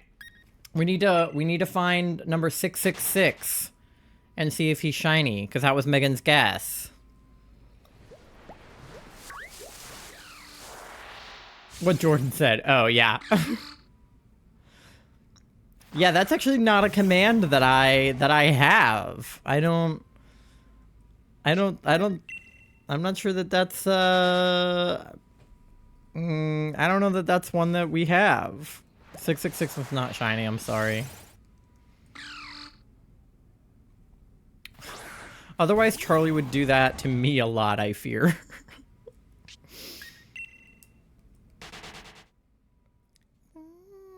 This is Pokemon lo-fi. Fuck yeah.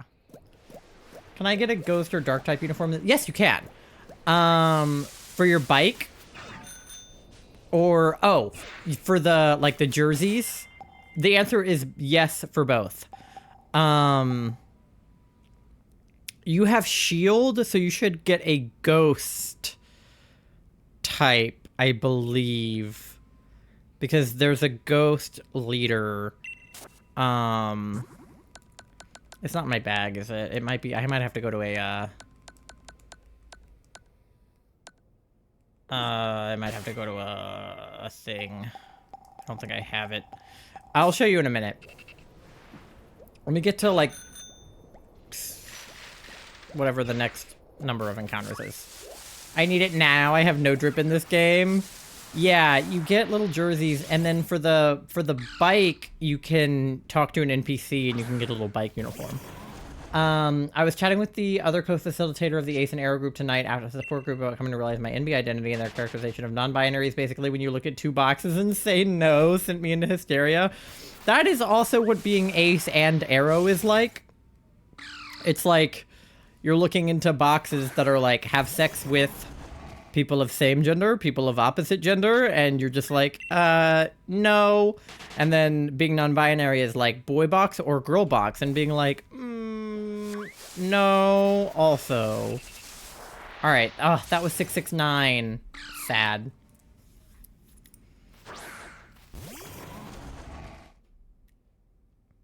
But yeah, I think once you defeat the ghost type gym leader, you get the ghost type uniform. But I'll show you all of the ones I have. How much money do you have? Because I have sword, so mine are a little bit different. Because I fight a rock type gym, and in shield it's an ice type gym. And then in shield there's a ghost type gym leader. And in my game it's something different. I can't remember what off the top of my head. I can buy a bunch of this grass gym, but the types I want aren't at this shop.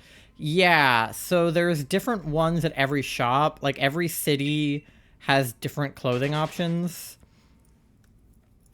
But I would say that Sword and Shield is the game with, like, the most potential for drip.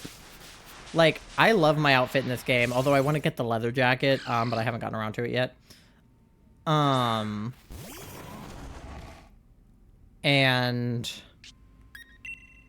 I want to get, like, the cool spiky pants, but I haven't gotten those either.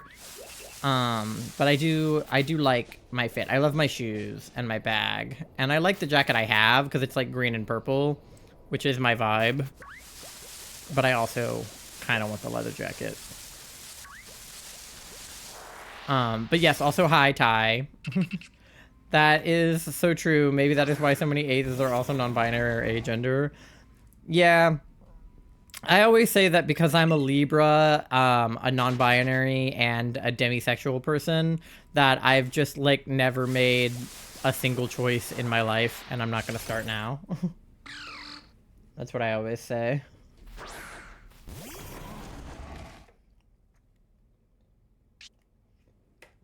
I was about to ask if you had any plans for Thanksgiving, and then I remembered you're Canadian. Canada has Thanksgiving, but it's, like, at a totally different time. I have a Pikachu tee and black pants. Yeah. You can get more in each city. What the hell is this gym mission? Got me doing obstacle courses? Yeah, some of the gym missions in this game are kind of nutty. But, dare I say, not as nutty as the ones in the Scarlet Violet DLC.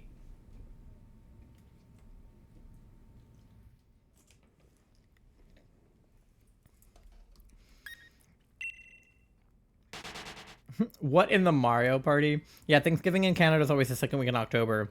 Yeah, I knew it was in October. Alright, we're at 675. Let me run and show Megan the two things I'm talking about. Oh, or run into a C-Dot. Thank you. Yep, and then Yeah, I'm close to half, I think. okay. We always have it a month and a half early. Well, what did you do for Canadian Thanksgiving? What food do you eat? I assume it's similar, right? I feel like it's gotta be. Okay, I think this is the guy you talked to about your bike. Yeah, see this guy where you can say a makeover? If you talk to this guy and you say you want a makeover, he'll say you want to change the color of your outfit, eh? And then he'll make it match the color of the Pokemon at the top of your party, which is to say the type of the Pokemon at the top of your party. So, for instance, Avidas is at the top of my party. He's a grass type. So if I said yes to him, yeah, the grass type color. If I said yes here and selected grass type color, it would put me in the grass type uniform. But I actually have mine set to poison because I like the green and the blue. So you would just want to pick a Pokemon to put at the top of your party that you like the color of. So if you like Ghost type, you would want to put Ghost at the top of your party. Traditionally, most people eat turkey or ham and mashed potatoes. So yeah, basically the same thing. Not my bot circuitry carrying. Yeah, I feel like since I traded Charlie that Lapras, their Lapras is probably gonna carry. Okay, there's a clothing store right here. Let me show you what I have for clothes. Okay, so if I go in here,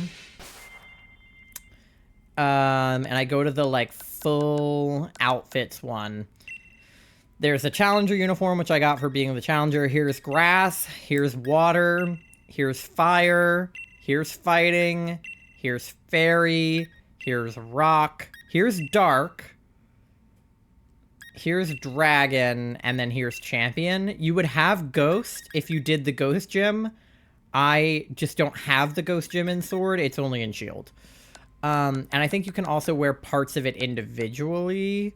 So, like, if I wanted to wear just the top and then wear, like, if I wanted to mix and match the bottoms, I could. I don't know what's going on here now, but yeah, basically the point is you can change it up. That looks like Leon's fit. Yeah, because he's the champion. So yeah, and then each different boutique has its own set of shirts. So for instance, this is where I got the Poliwag shirt.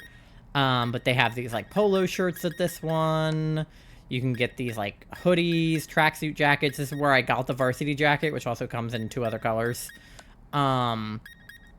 It is also worth noting that the girls' clothes and the boys' clothes are different. I love these pants, by the way. So if you have the girl avatar, you're gonna have what Charlie's options are, which is like skirts and stuff, versus what I have. So it is gonna be a little bit different, but like not by a lot. It's just you get more skirts and stuff.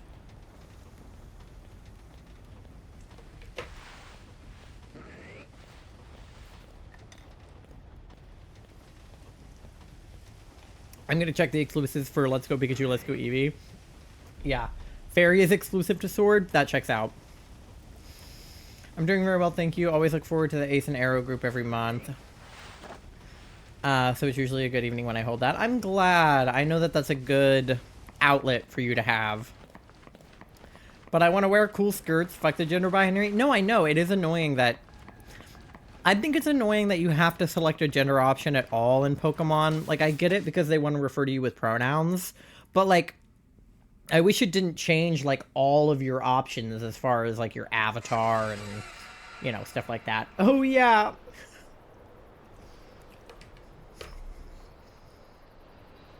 Please don't mind the Galarian fucking Zapdos running around. I got to the part of the DLC where he appears, and I haven't caught him yet, so he just runs around. Don't mind him. Let me just be a generalist blob. LMAO! Yeah, I really need to catch him. I think I tried to catch the Articuno. I can't remember if I did or not. I think I gave up on it. I don't remember. Ooh, I should not eat these near the mac and cheese, actually, Charlie. Because then you won't be able to have any. Let me take one more bite of mac and cheese, and then you come back and get it so I can eat my pizza rolls. Because I don't want to eat them near the mac and cheese. Or bite into them and then put the fork in my mouth.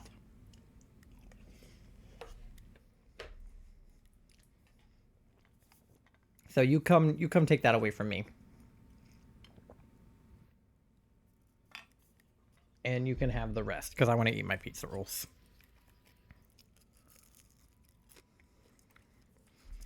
Alright. Anyway. We're actually making good time. We're already almost at 700. And it's only like 9:59, so... basically 10 o'clock. So 2 hours in, we got almost 200 encounters. These are very crispy. Thank you, Charlie.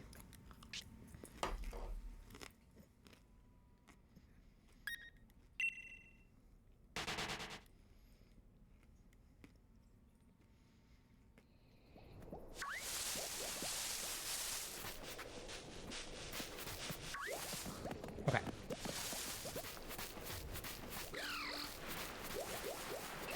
Dinner part 2, because dinner part 1 was not enough.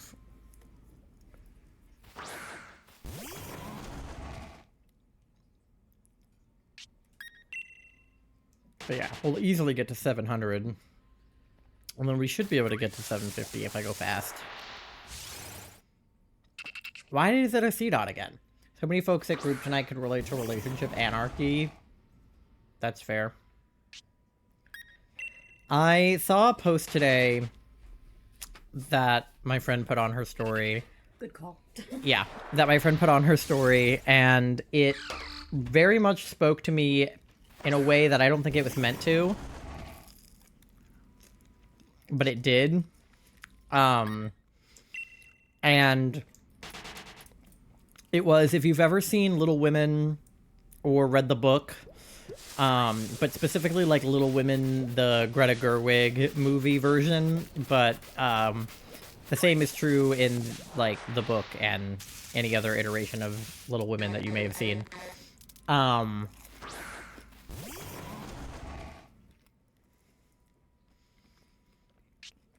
That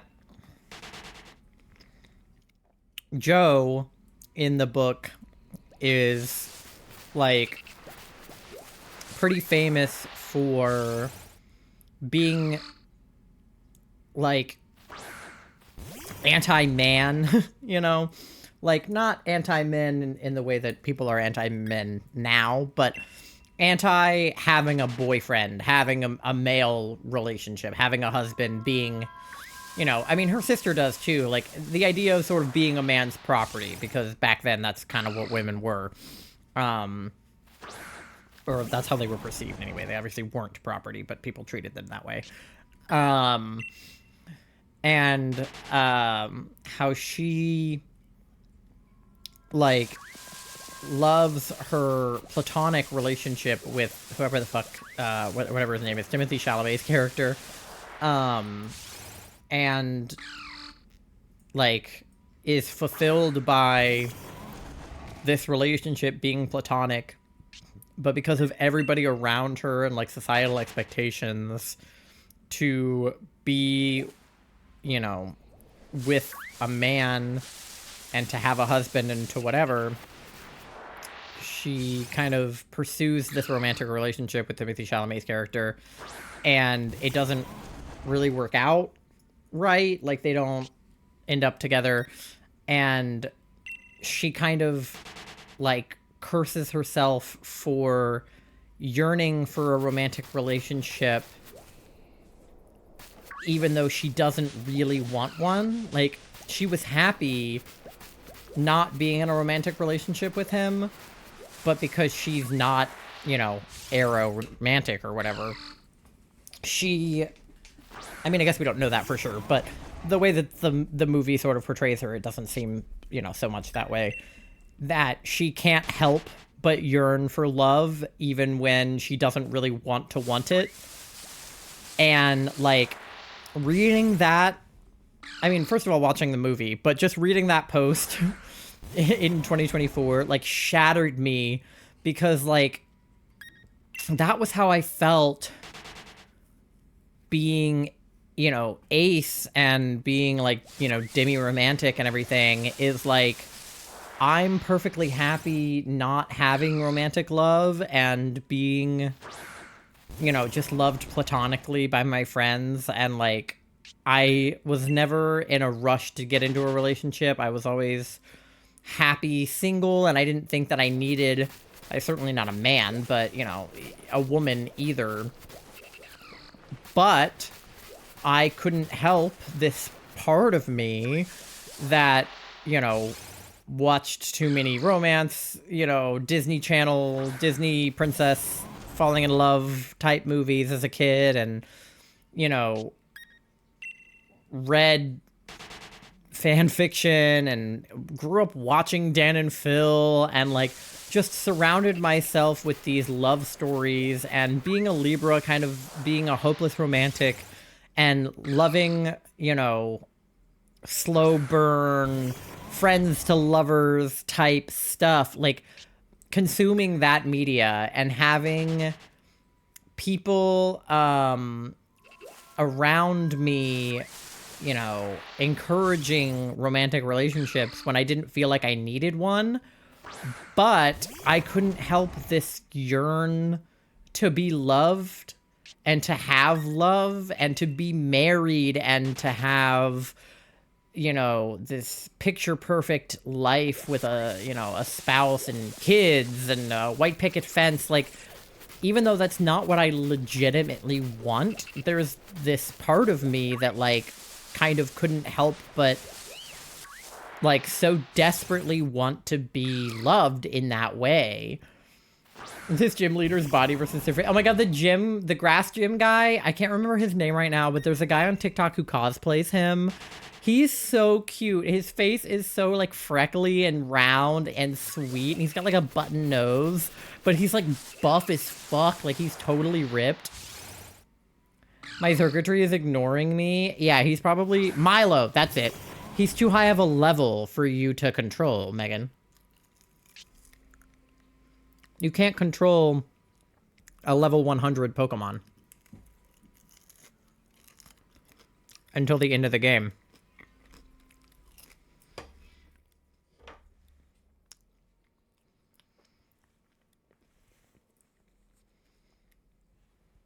The yearn for emotional connection is there for sure, but emotional connection and romantic relationships are not the same. No, they definitely aren't.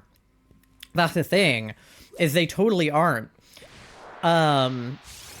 And like I said, I would have been perfectly fulfilled by a platonic relationship with a strong emotional connection and, you know, no romance, no sex, no nothing.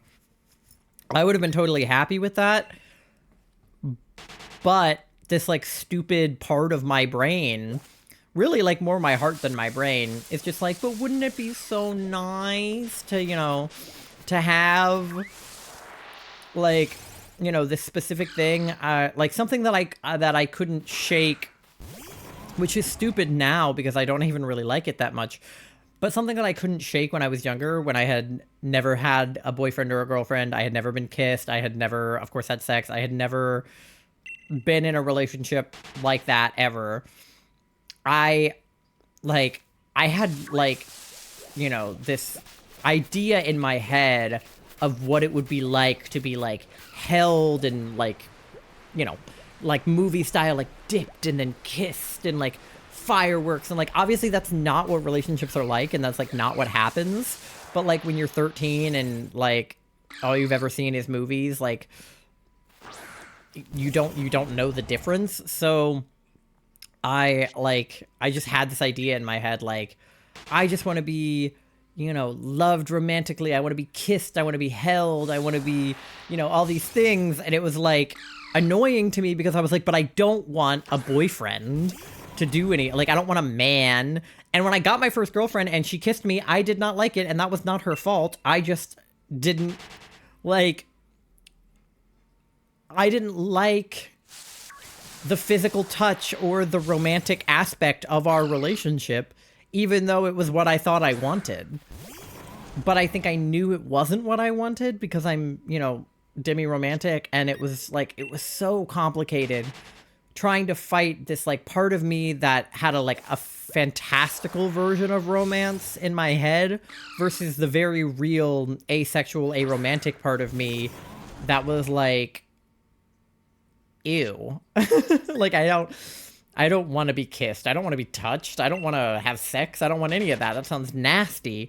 But then the little stupid part of my brain is like, but doesn't it sound so lovely? You know? So it's like literally like this dumb part of my brain that I couldn't shut off. And then I ended up with Charlie, so it worked out.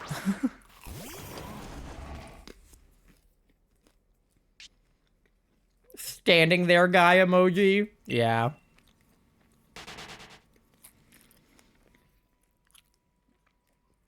But my relationship with Charlie is so different, and I think that it's different because I was able to put platonic feelings first.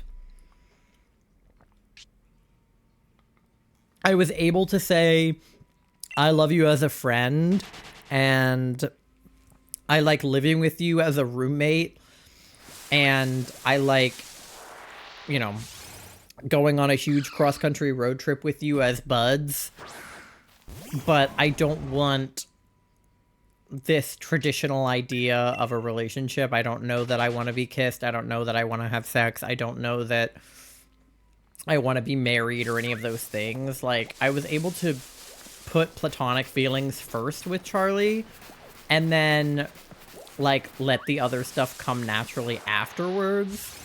And, like, it definitely didn't come naturally to me. Like, I was definitely uncomfortable the first few times we kissed, and, like, definitely the first time that we, like, did more than kiss. Like, I was definitely, like, freaked the fuck out, you know? More than, you know, your average person may be freaked out by things like that.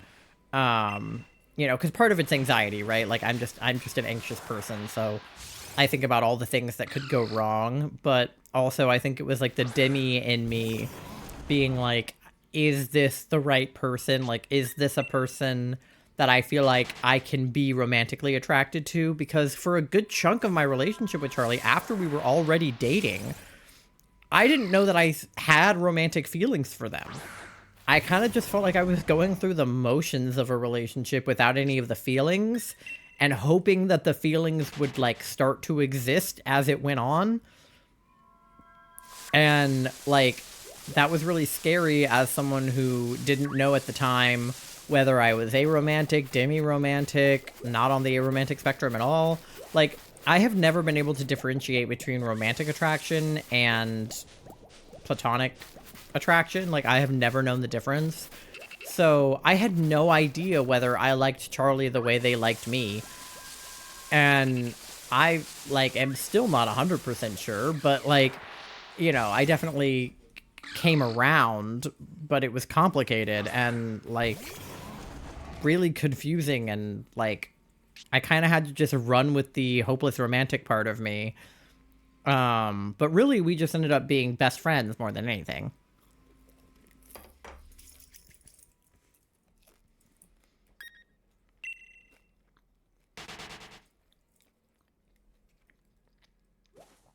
Like, Charlie and I hang out on the couch and play Pokemon together way more than we do anything romantic or sexual. Like,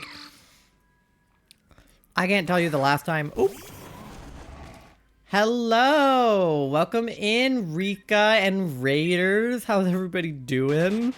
You came in at a funny time. We were talking about, romantic relationships and asexuality and aromanticism and the weird convergence of all of those things. But we're not always doing that. Although I will say it happens relatively frequently because I am demisexual and demi-romantic. But if you guys don't know me, my name is Ty. My pronouns are they, them. I am a variety but mostly Pokemon streamer here on Twitch. And I do a lot of shiny hunting. And today we are shiny hunting for Palpitoad. We're looking for Timple, but we're going to evolve him to Palpitoad. But yeah, how was your stream, Rico? What were you guys up to? It looks like you guys were playing BDSP. How was that? What were you doing? Good luck with the shiny hunt. Thank you. That's what happened with the relationship I was in 2020. I had an emotional connection for sure, but I also liked the long distance fact because it meant that I could have a relationship on my own terms. Yeah. No, that's fair for sure. Like, I definitely could not do long distance now because Charlie and I are, like, attached at the hip. But I think dating my first girlfriend was good. We were in school, so we didn't see each other outside of school that much. And there's only so much you can do with your girlfriend in school. So I kind of felt safe enough to not... Like, first of all, I would like to reiterate that my girlfriend did not do anything wrong. She did not pressure me to do anything I didn't want to do. She did not ever make me uncomfortable on purpose. I just had my own things going on and was, like, kind of afraid of intimacy being ace. And that is not her fault. And she understood that I was ace and respected that. And I pushed my own boundaries.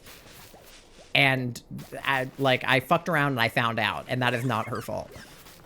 She was a nice girl and she was totally chill. But well, I was playing Diamond just to get the Sinnoh Dex done for Pokemon Home and ended up turning into a Professor Oak run. Yeah, I'm working on my Pokemon Home Dex as well. Not really on stream, but I might start doing it on stream a little bit this month, but because I want the shiny Meloetta, and you have to finish your Paldea, Indigo Disc, and Teal Mask dexes for that, and I have finished them in game, but I haven't transferred them into Pokemon Home. And some of them are like I evolved them, so I don't have like the original forms anymore. Because I don't have a,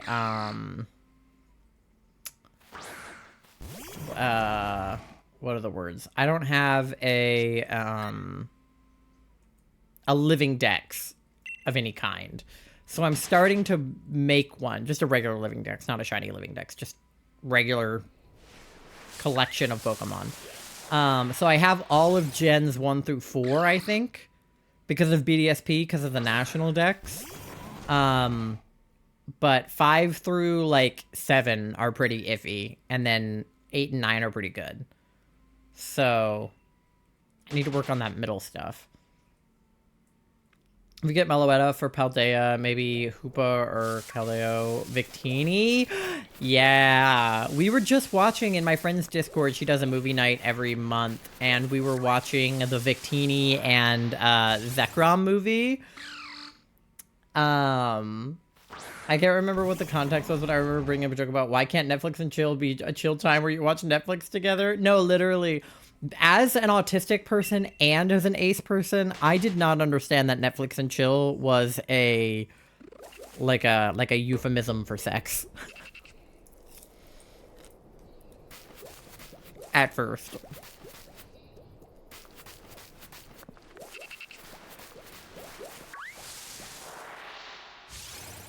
I think I've done a living dex 2 or 3 different times, but none of them could be counted for Pokemon Home since they all have to originate from that game.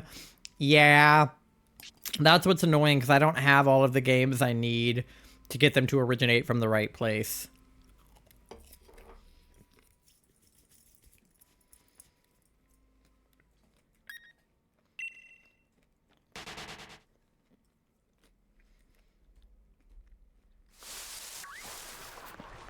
Netflix and chill is just cuddles and nap time. It's the best. That's what it should be. That's what Charlie and I do. When we say Netflix and chill, that's what we mean. And actually, as of recent, it's mostly been Hulu and chill because all of the shows we're watching right now are on Hulu. I'm pretty sure that everyone in there tonight was neurodivergent, so they could very much relate to it. No, for sure. Why would we do anything else? I don't know. That's what I was saying right before Raiders came in, and then I stopped myself so that you guys didn't come in at a really hilarious moment. But what I was gonna say is, like, I don't remember the last time that Charlie and I, like, did more than kissing. If you know what I mean. Netflix and chilling. But I do remember the last time that we hung out and played Pokemon, and it was today. And yesterday, and the day before that. Because I was saying that Charlie and I do way more, like, friend things than we do relationship things. Like, if our relationship was a pie chart of, like, sex and everything else, it would be, like, 99% everything else, and then 1%, like, sex. Probably not even a full 1%, to be honest. Probably, like, a fraction of a percent.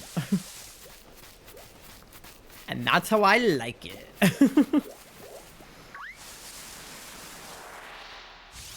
The Venn diagram of ace and arrow people and neurodivergent people shows a lot of overlap. It does. I was just thinking about this earlier.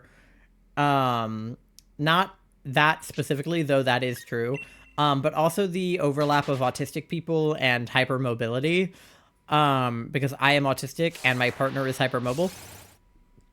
And I might also be hypermobile, which I didn't know until I started dating my fiance and realized that they were hypermobile. And that hypermobility was a thing, and it's not just like being flexible. Because there's also a relationship between hypermobility and POTS, so like EDS and POTS. And so it's like, well, if I'm autistic and I'm hypermobile, then I'm probably dysautonomic too, even though I don't actually have POTS or any like diagnosed dysautonomia. Or really even any diagnosed hypermobility, though I'm definitely a little bit hypermobile. But, like, Charlie always talks about how their body, like, craves salt because of their POTS, and, like, my body also does that. So many people with hypermobility are neurodivergent. Yeah. So, like, then that makes me wonder if the overlap of neurodivergent people and ace arrow people and the neurodivergent and hypermobile Venn diagrams are circles, then is the ace and arrow hypermobility diagram also, like, semicircular? It obviously wouldn't be a full circle because the overlap isn't 100%, but, like, if a lot of people who are neurodivergent are hypermobile, and a lot of people who are neurodivergent are ace and arrow, then doesn't that mean that a lot of people who are ace and arrow are hypermobile, or vice versa? I think it does.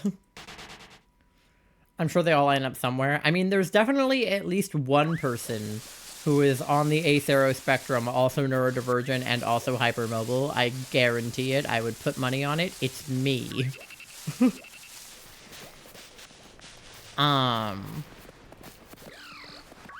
But yeah.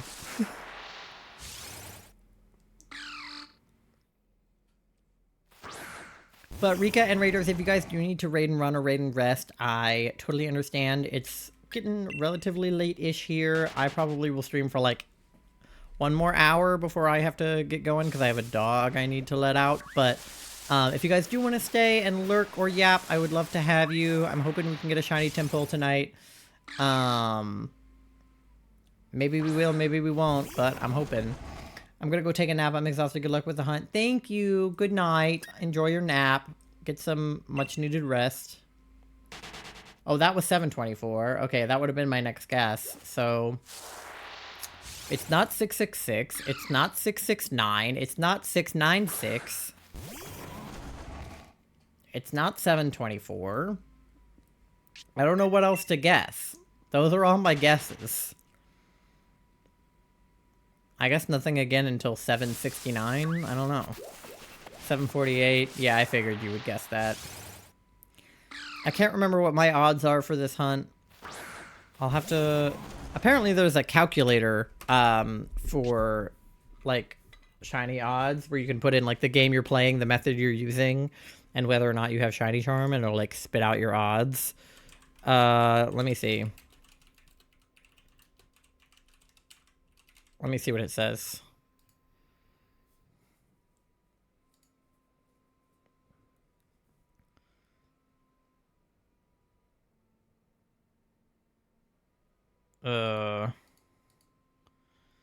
Oh, wait, not this.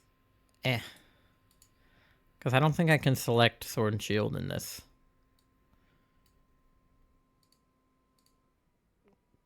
Sword and Shield shiny rate spreadsheet.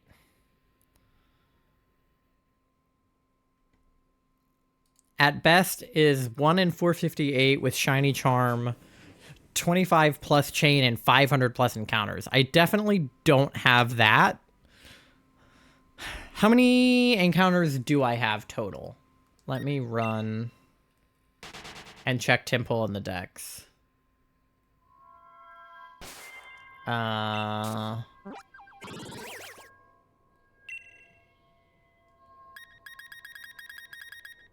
These are sorted. Let me do alphabetical. Temple, right there. How many total encounters do we have? How do I get it to tell me?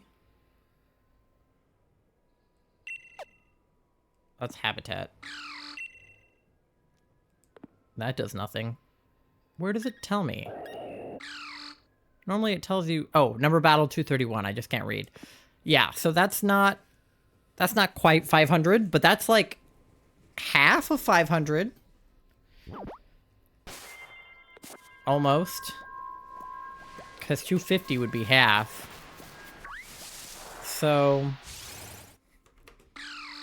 Let me look at the chart and see where I'm at. Okay, I have shiny charm. Number battled is 200. And then my chain. I don't really have a chain. So I guess my odds are 1 in 1219. According to this chart. That's not bad, right? 1 in 1219. I feel like I can... We can accomplish that. And I might be slightly better than that if you consider this a chain, but I don't think it is. Especially because I keep breaking it by running into Budoos. And, what's it called? C-Dot. Like, maybe if I was consistently chaining them, but I'm not. I guess we could... It wouldn't make a difference to get our encounters to 250 because 300 is the next increase, so... See, there's a C-Dot. Okay. So yeah, my chain is at 0. Which means that my... Because when I caught the shiny Lapras, my chain was at 32, I think. I was afraid to go too far over 30 because the first time I tried to make a chain, it ran away at number 29. And I was like... You're joking. Like, I had seen 28, and then the 29th one ran away. And I was like... Huh? So... when I made the second chain, I didn't want to make it too much longer than 32. Also, I was afraid if I made the chain too long that it would take me too long, because I realized I was streaming tonight and I was doing that Lapras earlier today. And I was like, if I don't get it, I'm going to lose my chain by closing the game to open up Swish. And I was like, I don't really want to do the Lapras hunt on stream. That's just like something I'm kind of doing in my free time. So I'm glad I got it, because otherwise I would have had to lose my whole chain and it would have been for naught.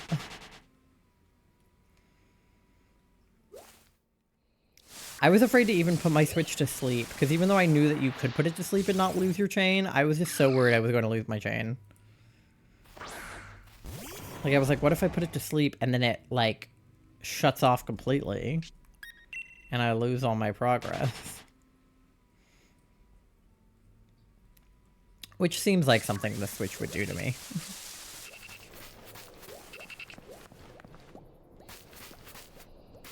Alright. The Lo-Fi Megalovania really hits.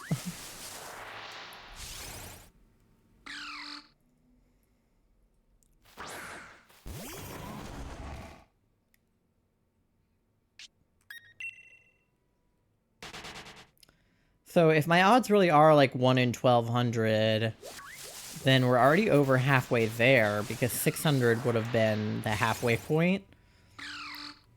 And we hit 600 on stream today, so we're already halfway there. Whoa, living on a prayer.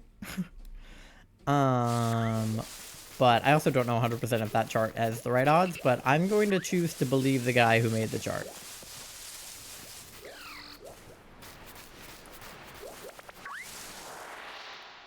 I usually just take other people's word for it on the internet when it comes to shiny rates. Obviously, not everybody who claims something about shiny rates online is going to be correct, but if somebody has a really highly upvoted Reddit post with a spreadsheet of shiny odds, I'm gonna believe them even if they're wrong. Somebody did the amount of research required to make something like that, and it's not me.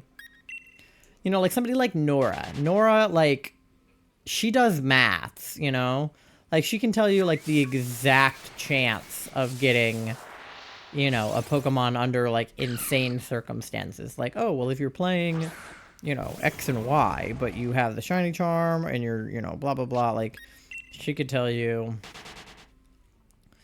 your exact odds. I guess the only game I don't have Shiny Charm in now that I own is my DS games, because I don't have it in Moon or X and Y, but I haven't started Y, so I feel like that doesn't count. And then Moon, I also have barely started, because I basically, like, reset over my save to start it anew, so... But I'm not shiny hunting in those games yet. I wanted to start with Switch games. Which, like I said, now I've made good progress. I have at least one shiny in every Switch Pokemon game I own, except this one. But we're going to change that tonight with Shiny Temple. Right, Shiny Temple? Right? Earlier, I think I read it in my head, but I didn't read it out loud. Jordan said something about Rillaboom twerking every time I get into an encounter. And I think that that's because Megan thinks that Beavis twerks every time he gets into an encounter. And also Cabbage. But Rillaboom, he kind of do like a little dance. Charlie figured out they can make their car twerk. Because I was behind them on the road. We were both driving to the same place, but in separate cars for reasons that aren't important. And I like made a joke about Charlie shaking their ass, and then they shook their car's ass. Basically just kind of made it like rock on the suspension, but I thought it was funny because I was like, twerk, and then the car twerked, and I was like, fuck yeah.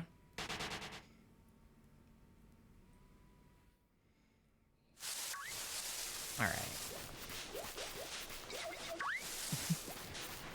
Yeah, Charlie's real proud of that.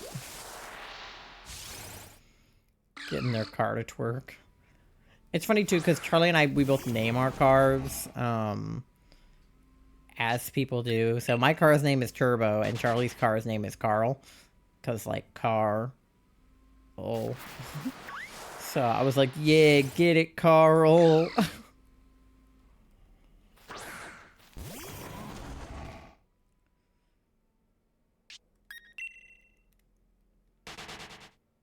I like that I can tell what music is from Dan and Phil Beats. Mostly because it's more synth-wavy than the rest of the lo-fi I have on this playlist, but even if it wasn't, I can still tell. Like, it'll come on and I'll be like, Dan and Phil wrote this. Even though, like, they're not really the ones making the music. Like, they hire a music guy to make the music and release it under their name.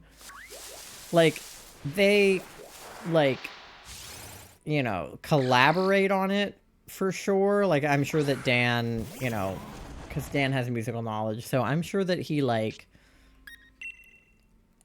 you know, brings up ideas for how they want it to sound and, you know, whether they want it to be, like, major or minor or, you know, whatever. But I also feel like probably a majority of the work is just being done by the artists they hire, which is fine. I mean, I don't care who's releasing it, but it's just funny when it comes on, I'm like, you know what?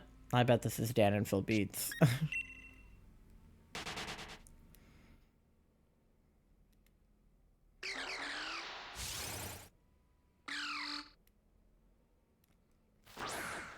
Alright, 7:46. We're almost to 7:50, which is what I said that I thought we would get to by the end of stream, but we still have a solid, like, 30 more minutes, so I feel like we could get to 800.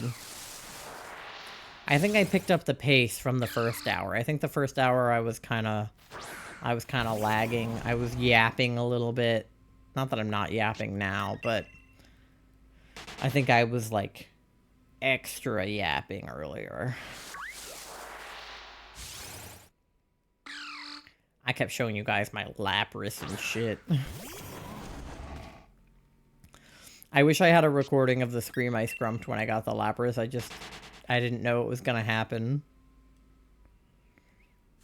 Because I was literally on FaceTime with Charlie, so, like, if they had been screen recording, or if I had been screen recording, we would have gotten the scream I scrumped. But it was funny because immediately after that, I told Charlie, which is what I always do when I get a shiny. I'm like, shut up. Everybody shut the fuck up. Nobody talk.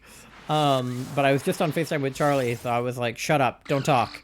And they were like, I wasn't saying anything. Because when I say that, I, like, don't mean it. Like, when I say shut up when I get a shiny, I mean it, like, esoterically. And I don't mean it literally. Like, you don't actually have to shut up. In fact, like, it's fine for chat to celebrate when a shiny appears.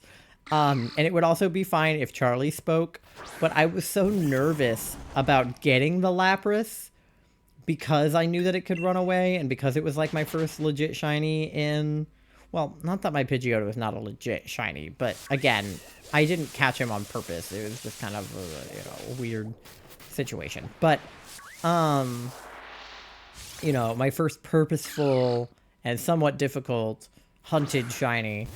But I'm just like, shut the fuck up. I also, this is something that has started happening. So I have, like, a walkie-talkie at my job in case we need, like, if I'm on the register and somebody asks for a manager, I can walkie and be like, I need a manager at the register, and, you know, someone will come up and help. And since I'm, like, relatively new to my job, sometimes, like, I get new questions that I've, like, never been asked before. Like, like a week ago, somebody was like, do you guys do military discount? And I had no idea whether or not we do military discount. Nobody had ever asked me that before.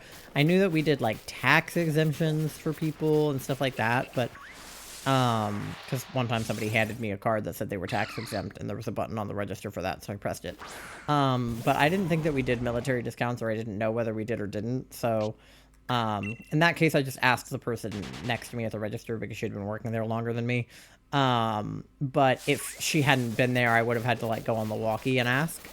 And, like, sometimes you, like, need a manager, and sometimes you just need, like, somebody that can answer the question kind of regardless of who.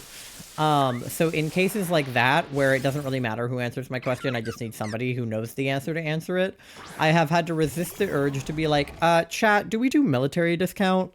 Um, because, like, chat is the perfect fourth person pronoun.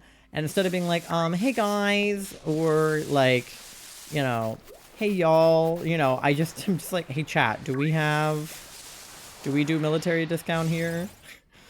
Um, and I've had to resist the urge to do that because my management and other employees, other coworkers at my job are not in fact chat, but it feels like when I talk into the walkie that they could be. Or one time I was just like doing a walkie check because I could hear people talking into the walkie, but nobody could hear me when I responded.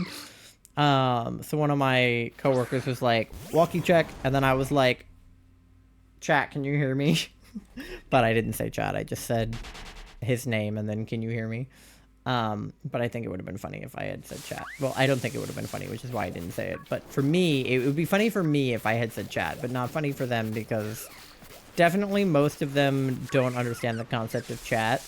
Definitely one of my coworkers does because I've seen her watching a Danny Gonzalez video in the break room before.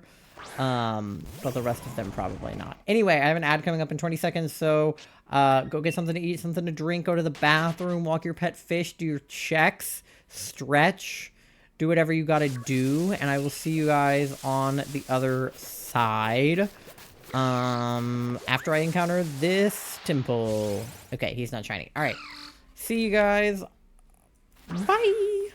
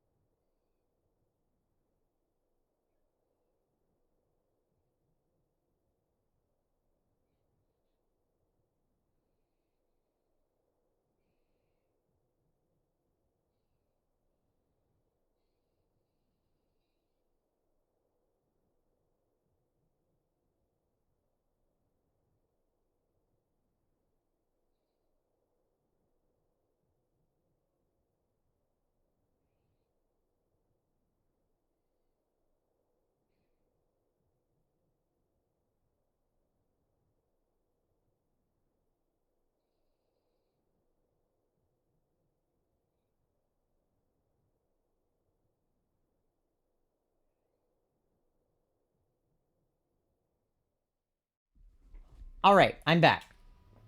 How was everybody's checks? Oh, Megan got back right when we went on the ad. Sorry.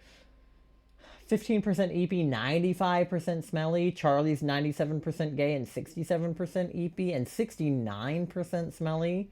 And 92% froggy. Let's go, Charlie. All right. Yeah, we've got like maybe half hour left. Perhaps.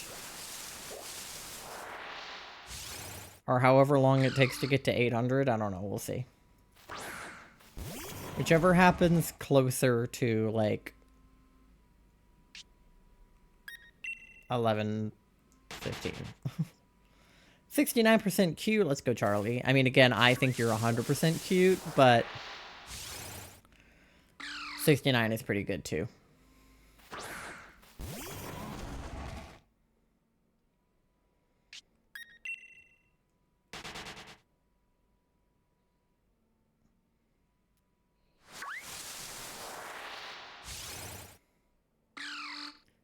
All right.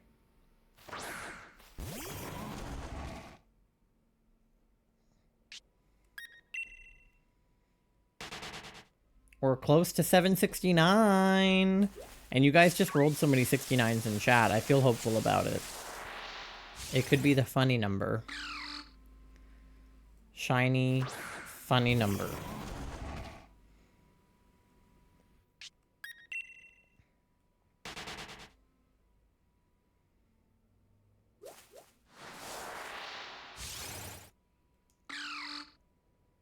My brain is like turning to mush looking at all these dimples. But this is literally like what doing the catch combo for Lapras last night was. It was just like run around, find the Pokemon. In that case, it was throw a ball at it. In this case, it's just run away. But like, it's just the same. Oh, you encountered it. Bye. Oh, you encountered it. Bye. Over and over again.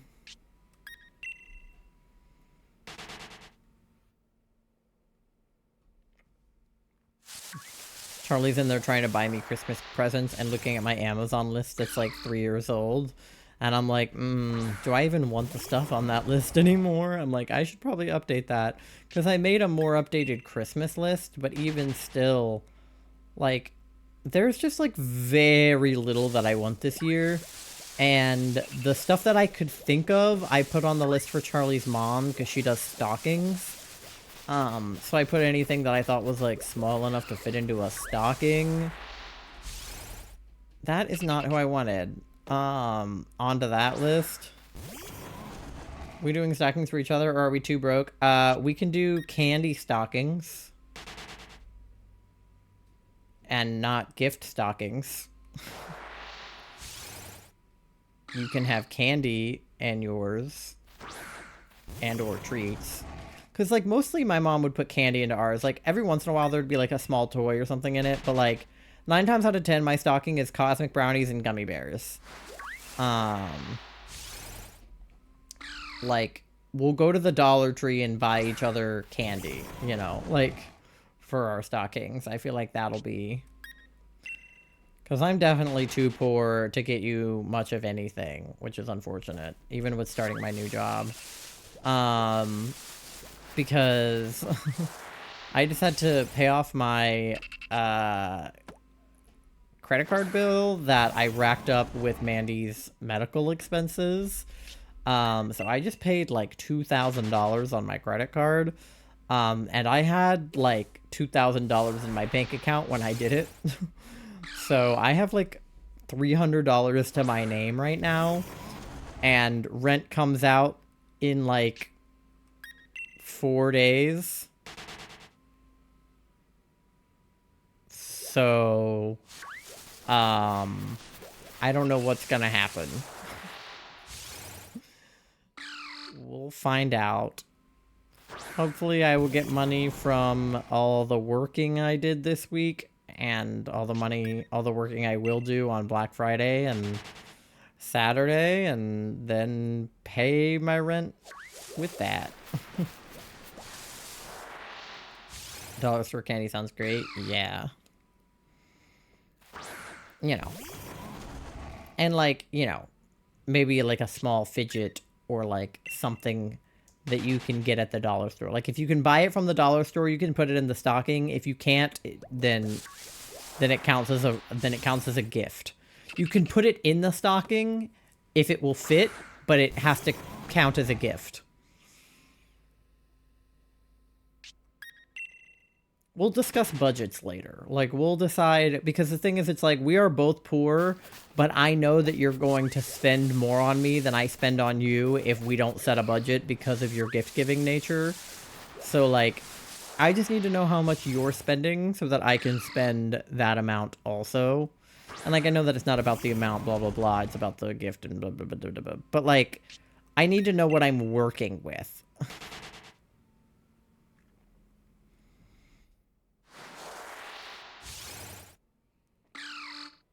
Because it's like, okay, you get me a Squishmallow, I get you a Squishmallow.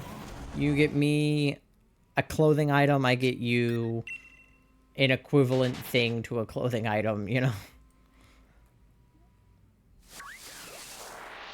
Like, obviously it's not going to be, like, 1-to-1, but, like, if you get me something $20, I'm going to get you something also $20. Like, give or take, but, like, something worth emotionally the same amount.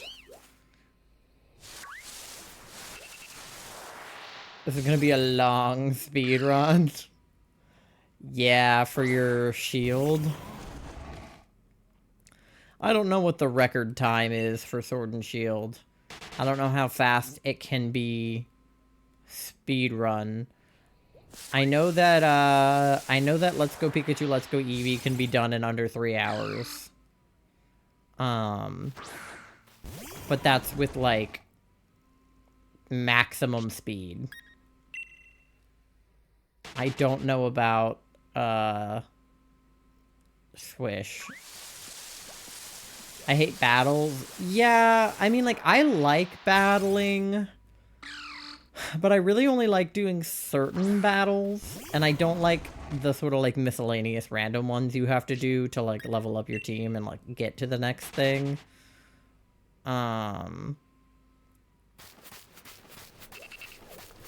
But I like battling conceptually. I usually like doing the gym battles and battling with your, like, nemesis every once in a while, but not nearly as frequently as they normally try to fight you.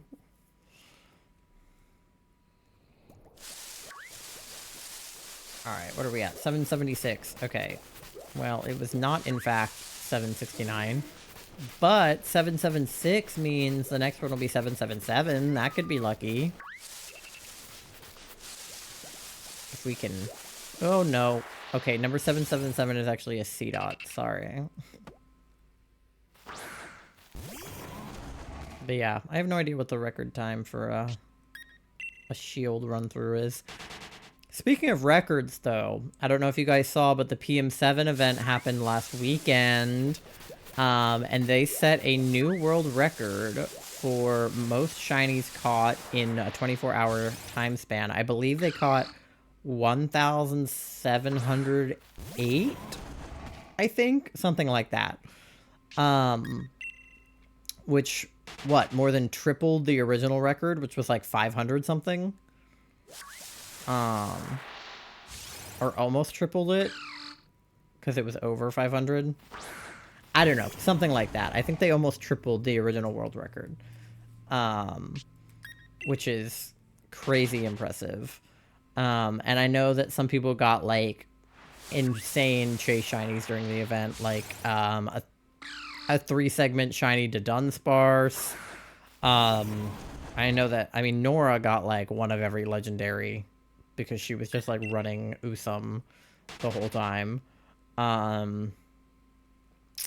Kathy got a teensy more Pico, I think, which is, like, what she had been looking for prior to the event.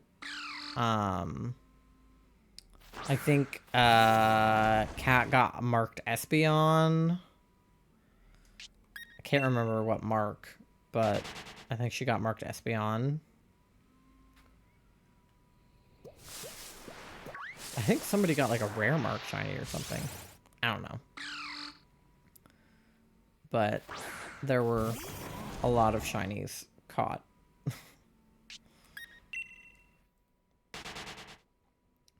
It seems like, now I would never say this to PM7 or anybody involved in this event, because I would love to be involved in a PM7 event. They look super fun, and if they're doing Gen 5 next, count me in. I'll just keep looking for Palpitoad. But it does seem like a kind of silly world record, only because it doesn't seem like there's a rule about how many people they were allowed to have doing it. So it's like, to me, the world record would be how many shinies can one person catch in 24 hours, and it's like just PM7 doing it, or just Nora, but with like 50 DSs, you know, or something. But they had like 70 people participating, so it's like, well, yeah, I mean, the world record for number of shinies caught in 24 hours is always going to increase if you increase the number of people looking at the same time. Because, like, okay, there were 70 people participating in the event, but what about anybody who caught a shiny during that 24-hour period that wasn't part of the event? Couldn't their shinies technically count, even though they weren't sanctioned by the event? Like, what are the rules? Because usually, like, in the Guinness Book of World Records, it's always like, you know, like, longest live stream by one streamer, or, you know, most apples eaten by one person in, you know, amount of time, or like whatever. So it's like, is the record for how many shinies that 70 people specifically can get? Like, what are the rules? Because if someone were to recreate this event but do it with 100 people, then they would probably get more shinies because there were more people. So, like, which person in the event caught the most shinies, I think, is the question. Like, in that 24-hour period, which individual person caught the most? And was it Nora? Probably not Nora, but totally could have been. People were also apparently being transphobic to Nora on the PM7 Sinnoh challenge video, which, like, first of all, not cool, but second of all, hilarious, because, like, obviously I know that, like, tensions are really high about trans people right now, but it was just, like, insane to see transphobia on a video about shiny hunting, because, like, what? Like, literally, what is the point of that? Like, somebody commented and it was like, Nora should stick to their own gender and, you know, only use the men's restroom or whatever. And it's like, babe, this is a shiny hunting video. Like, at no point did Nora mention being trans or mention using a bathroom. Like, people are so rude. No, seriously. Like, the video had nothing to do with trans issues at all. There was literally just a trans person existing in the video, and then people decided to be up in arms about it. Like, Nora's such a good shiny hunter. Too bad she's a man. And it's like, what are you talking about right now? Like, as if, like, half the creators in the event weren't, like, cis men or cis women. Like, what are we talking about right now? Like, what does her being trans have to do with the video, with her shiny hunting ability, with your life? The answer is nothing to all three. It's, like, so insane. And of course she handled it with grace, and PM7, like, you know, hid the user, and, like, it's fine. But, like, most of the comments were super nice, but it was just, like, really weird to see people being, like, that shitty for really, like, genuinely no reason. Like, my life, of course I'm trans, but, like, my viewing experience of that video was not impacted by my knowledge that Nora is trans in the slightest, actually. People are so shitty and dumb. Yeah. I just don't get the whole argument about like trans women in bathrooms anyway, because like trans men exist and like would be forced to use women's bathrooms under, you know, a law that makes you go to the bathroom that you were like assigned at birth. And it's like there are trans men that have gotten top surgery, bottom surgery, have chest hair, a beard, are tall and muscular and like scary, have tattoos, like, you know, are people of color, are, you know, all kinds of things. Granted, I'm more threatened by a white man than, you know, anything else, but you know, sometimes people that are fucking racist feel threatened by like black men or whatever. And like there are trans men who are also black men. So it's like you would be forcing like a black trans man with a beard and chest hair to go into the woman's bathroom in that situation. Like, isn't that exactly what we're trying to avoid? It just seems like they want everybody except for cis women to go into men's bathrooms, which is like, okay, like what are we doing?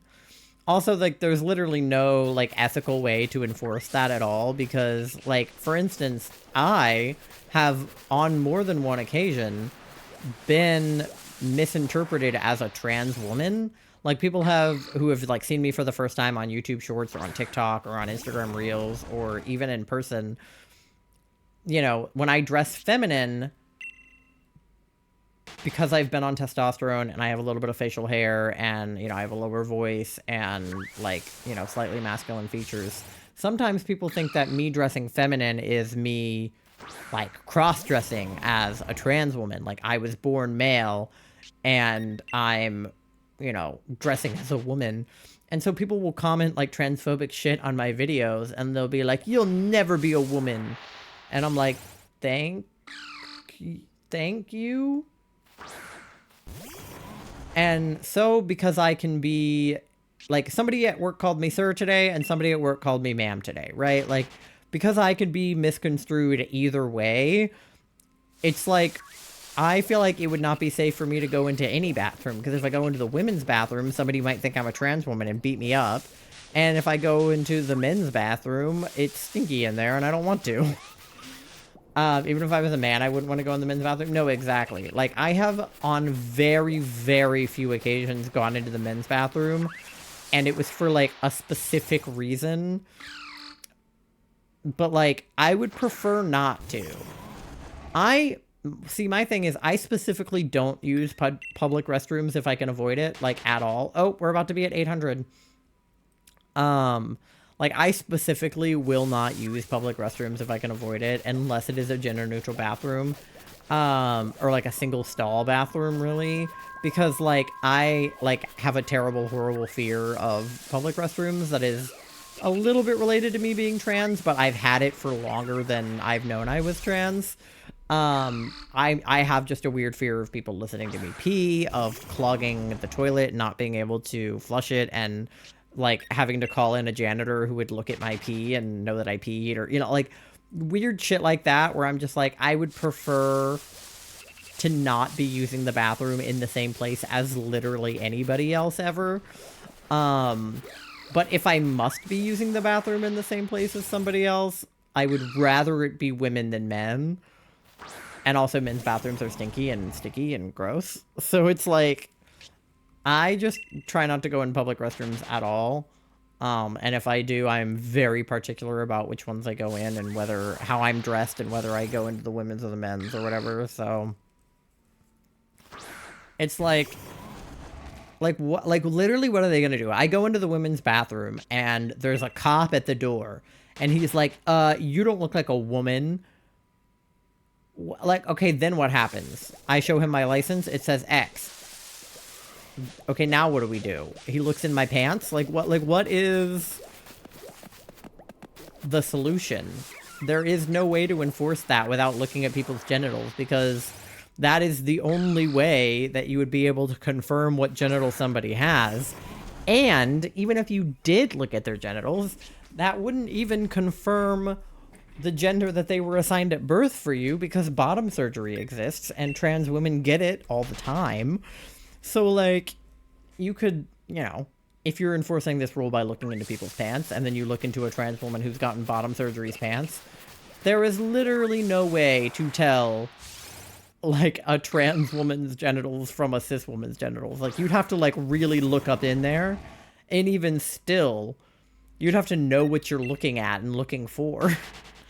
Like, there is literally just no way to ethically enforce a law like that, so I don't even know what their plan is. I'm sure they don't have one. I think that's the whole point, is that Republicans have no plan for anything. But it's just so weird. Like, I don't get it. Like, anyone who has ever used the bathroom on a plane, in a hotel room, in somebody's house, has used a gender-neutral bathroom, a unisex bathroom, and they live to tell the tale. Like, nothing is gonna happen if public restrooms become, like, single-stalled unisex bathrooms, other than safety increasing. Especially for the children that they claim they're trying to protect. Like, oh, I don't want a man in the bathroom with my daughter. It's like, okay, then let her use a single stall restroom and go in with her if you're so concerned for her safety. Because it's like... Also, they're worried about men dressing up as women, not actually of trans women. Like, their fear is men, not of trans women.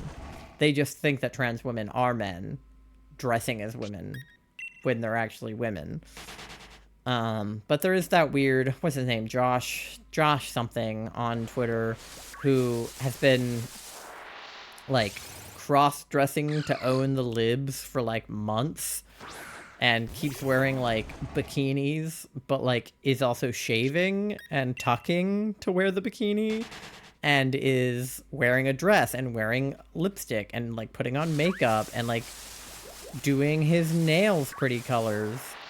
And it's like, how exactly are you owning the libs right now? Like, I don't feel very owned by this. Like, I actually don't think that this is having the intended effect, buddy. All the people on Twitter are kind of memeing on him and responding back things like as if he is a trans woman. It's sad, actually. No, it kind of is. Like, it's funny, but it's also sad. Like, not funny haha, but, like, funny aw. Because if a lot of people that are memeing on him on Twitter are like, I think he probably is a trans woman and is, like, doing this to feel happy, but is actually, like, deeply in the closet and, like, you know, hates himself, probably. And that, like, very well could be the case because, you know, as we know, if you're homophobic, you're probably gay. And the same goes for if you're being transphobic, you might be trans. Consider that.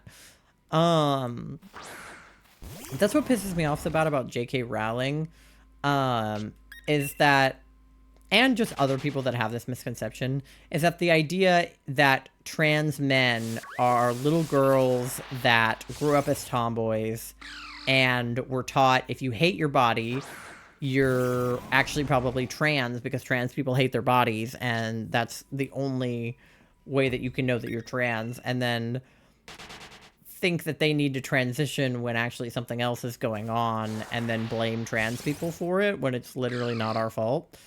And that was, like, J.K. Rowling's whole argument is, like, well, when I was a little girl, you know, I wore boys' clothes, and I played with boys' toys, and, you know, if I grew up in woke 2024, I probably would have thought I was a trans man and tried to transition. And it's like, yeah, but you didn't. Like, it didn't get that far. You know what I mean? And there was this other person on Twitter that posted a picture of them with, like, their top surgery scars and was like, I was mutilated and all my friends supported it. And it's like, yeah, because they thought you were trans. Like, what are we talking about? It's all, like, bullshit. Because, like, obviously being a detransitioner is valid if you know, transitioned and then realized it wasn't for you and, you know, you go back the other way. Like, that's totally fine. But what's not fine is blaming trans people for being a community to you when you thought you were trans. Like, that's where I draw the line, is like, don't blame us for being supportive and for helping you and giving you resources when that's what you asked for. Because we have no reason to question your validity in being trans. Like, that's not my job. If somebody tells me they're trans, I'm not going to be like, are you? Actually? Like, I'm not going to do that. That's stupid. Like, I'm not the transgender police, you know? In fact, I have a friend who I think goes by Jamie still. I think Jamie is her name and didn't change it. But when I met her, she was either a trans guy or like a masculine trans non-binary person, or like identified as such and went by like either he, him, or he, they, and like specifically said that they were trans and, you know, had short hair, guys' clothes, like very trans non-binary appearance, and I believe identified as pan.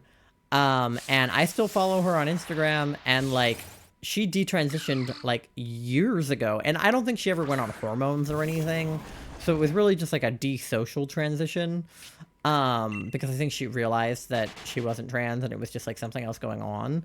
But like, she literally never once turned around and was like, you know, fuck trans people for making me think I was trans and providing a community to me and, you know, being there for me. You know, she was just like, I was wrong. That was my bad. You know, in fact, I'm sorry if it hurts the trans community that I, you know, ended up feeling this way, even though it doesn't, because she's totally valid. But I will say it is jarring to see her post photos in like bikinis and like long hair and totally completely feminine, because when I met her, she was just like totally the opposite. And like, I had really never met anyone who had detransitioned. Obviously, I've met a lot of people who have transitioned, but really nobody who had detransitioned, at least not in person. And like, obviously, again, like, it's fine.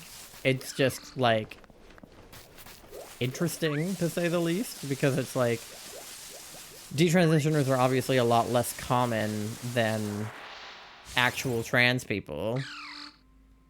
But there's a good bit of people that, you know, transition and then detransition for all kinds of reasons. And it, you know, it doesn't really matter what those reasons are, but I definitely think that sometimes, I think it's more important the reason that they started to transition than it is the reason they detransitioned.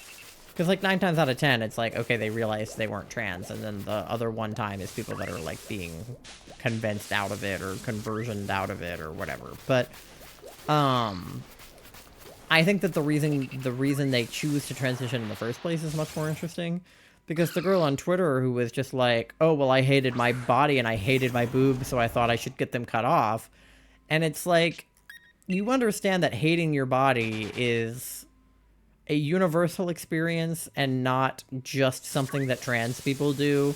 Like, you realize that because of the misogynistic society that we live in, women are preconditioned to hate their bodies and to look at magazines and see women that are skinnier than them, more beautiful than them, have clearer skin, better hair, whatever than them, and they're supposed to want to buy the beauty products that the models are trying to sell so that they can be beautiful like the models. You know, whether or not they are actually more or less beautiful than them is irrelevant, but, you know, young girls are meant to feel that way. It's ingrained in our society that you feel that way. I don't think I've met a single woman in my life who didn't have at least some kind of body image issue at some point in her life. And whether it was, you know, all the way to hating your body, or just to, like, not liking your weight and wanting to lose it, or not liking your acne and wanting to clear it, or thinking your boobs are too small, or thinking your boobs are too big, like, all of that is how they want us to feel. So to think that hating your body is the only symptom of being trans, or that that even has to be a symptom of being trans, is just inherently not true. Like, there are people that love their bodies and are trans. You know, like, you don't have to hate your body to be trans. That's not a requirement. Of course, a lot of people do, but that's not what being trans is about. And I feel like, you know, if you don't do your research and then you just decide to start transitioning, like, that's on you for not doing enough research. Because I did tons of research before I started transitioning. Like, tons and tons and tons and tons of research. I read books, I went to meetings, I, you know, read things online, I spoke with people who had transitioned further than me. Like, all of this is important to transitioning, is doing, you know, your due diligence and researching what you're supposed to do, you know? You don't just, like, wake up and then decide to transition. Like, that's not how that works. And also, being a tomboy doesn't mean you're non-binary or mean that you're a boy. It could just mean that you are, like, a non-traditionally feminine girl. Like, not all tomboys turn out to be lesbians or trans, but, like, a lot of them can.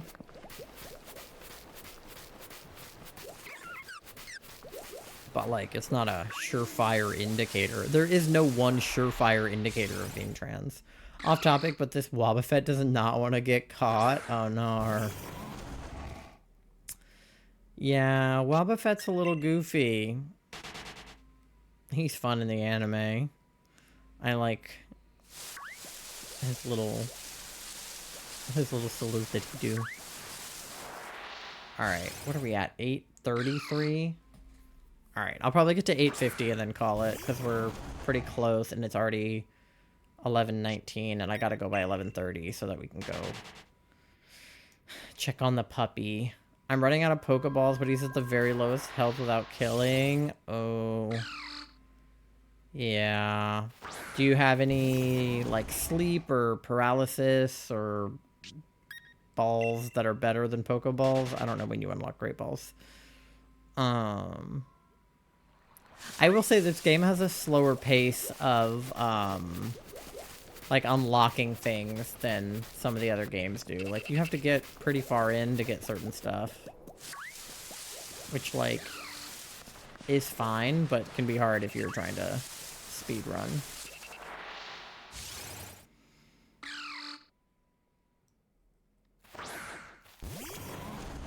I believe in you, though. You can get him.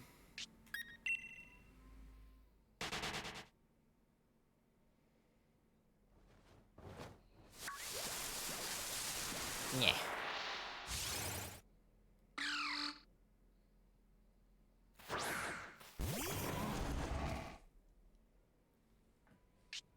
Getting eepy. It's okay, we're almost there.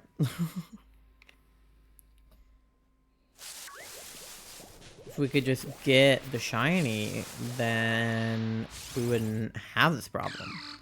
I can't switch my Pokemon either. Why not? Does he have, like, a ability that won't let you?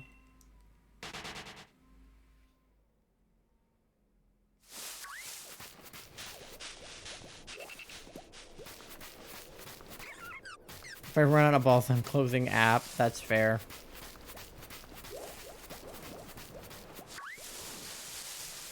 Alright, come on. There's one.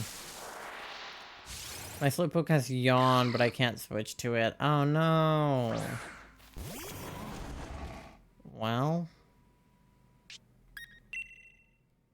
That is unfortunate. Why can't you switch to it? That's so sad.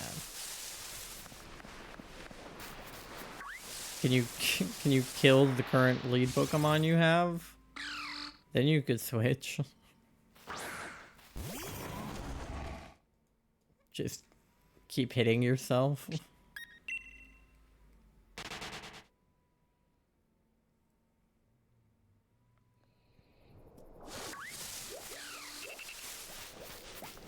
Temple, where you at? You want to be shiny?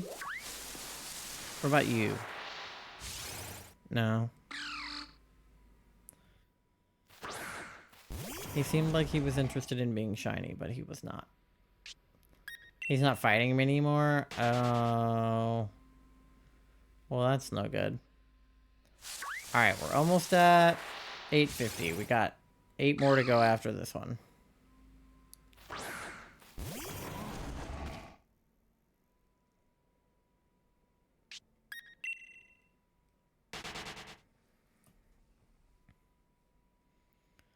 Hopefully I can get one more stream in before December, but I don't know when I'll have time if I'm working Friday and Saturday. Because that's the 29th and 30th. And then December 1st. Because I really wanted to get this guy before December 1st, but I definitely want to get him before the end of the year. I might just mix him in with my Christmas hunts. He shouldn't take too much longer. I mean, we're more than halfway to odds. But he also could take a lot longer. I don't know. I could try off stream. I could try like fighting more of them, but I'm afraid to encounter anymore because I feel like I could get the shiny. The bitch finally got caught? Okay, good. Sorry he was being annoying. It sucks. I was like 15 Pokeballs and I'm broke. Oh no. Sorry, I yawned. Hold on.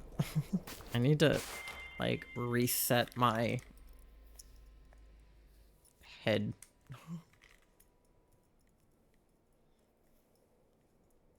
feel like my hair is doing a weird thing. Okay.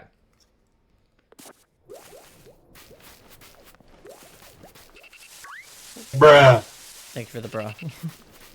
I assume that was for Wobbuffet. Oh, there's 2.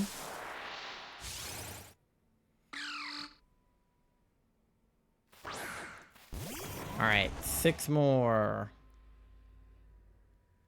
Yeah, I thought so.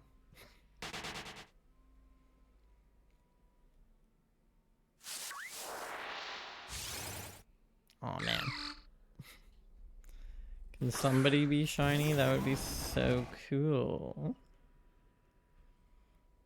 Okay. 5 more to go.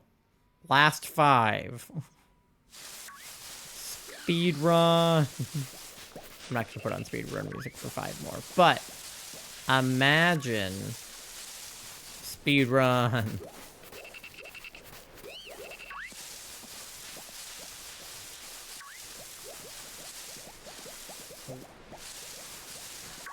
One over there hiding from me. Alright. I named it Butthead. That's pretty good. Him and Jerknet should kiss.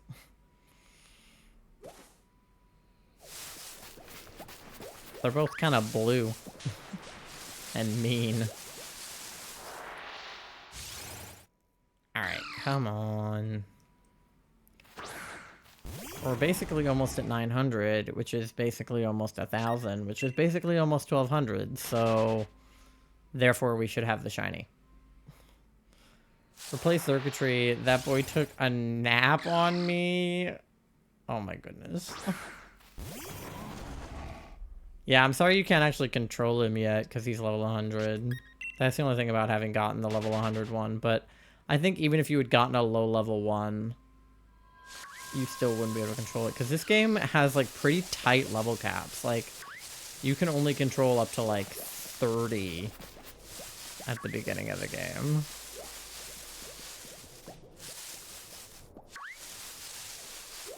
And also the Pokemon that you can catch and the Pokemon that you can control are 2 different things.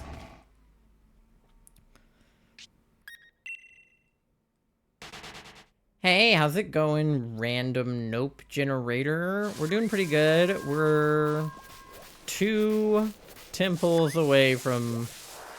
Oh, and a C-Dot, apparently. Away from finishing up for the night because I have a dog I have to go sit on. But, not really. I'm dog sitting. I don't actually sit on the dog. Especially not the dog we're currently watching because she is like 7 pounds. But this is our penultimate Temple.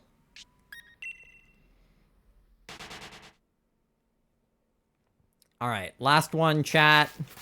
Give me your tippy tappies. Will number 850 be shiny? Oh, I see him right there. Will you be shiny, sir? No. Yippee. Thank you for the shiny look. Alas. Bruh. I feel like we should look at this one because he's here. Okay. 851 is also not shiny. Alright. I gotta go. I have a dog that needs to be just watching some black comedy. Nice. Alright. We'll save here. Let me get us somebody to raid. There are my socials. Charlie just linked them. I'm on TikTok, Twitter, YouTube, Instagram, Threads, and Blue Sky. And you can also join our Discord. We're going to be doing a Friendsgiving. It'll probably end up being in December at this point because I work every day this week. But pretend that it's November when we do it. So if you want to hang out with us in there, you can join the Discord. I usually tweet, Skeet, and Thread when I'm going live, and I also post my schedule every week in my Discord, except for this week because I didn't know when I was going to be live, but most weeks I do post it in the Discord.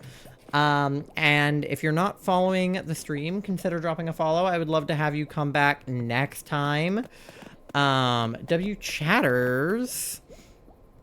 Let me see if there's anybody to raid into. Let's see who is live right now. Why are there so many people playing Dead by Daylight? Is something going on in Dead by Daylight I don't know about? Okay. Oh, I think I know who we should raid. Yeah, okay. I know who we're raiding.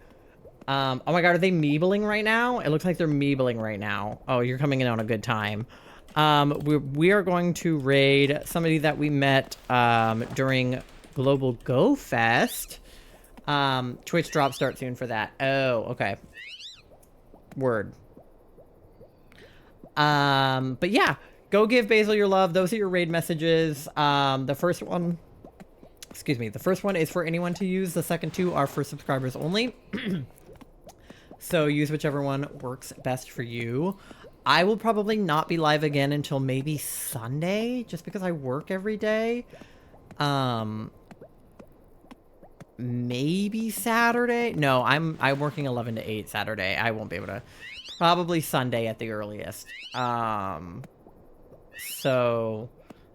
check back here on Sunday, and hopefully I'll be here. Good night, Nano. Good night, Megan. Good night, Charlie. Have a good rest of your time zone, everybody. I will see you when I see you. Give Basil your love. Bye. Wish me luck for Tsunami Weekend. Good luck.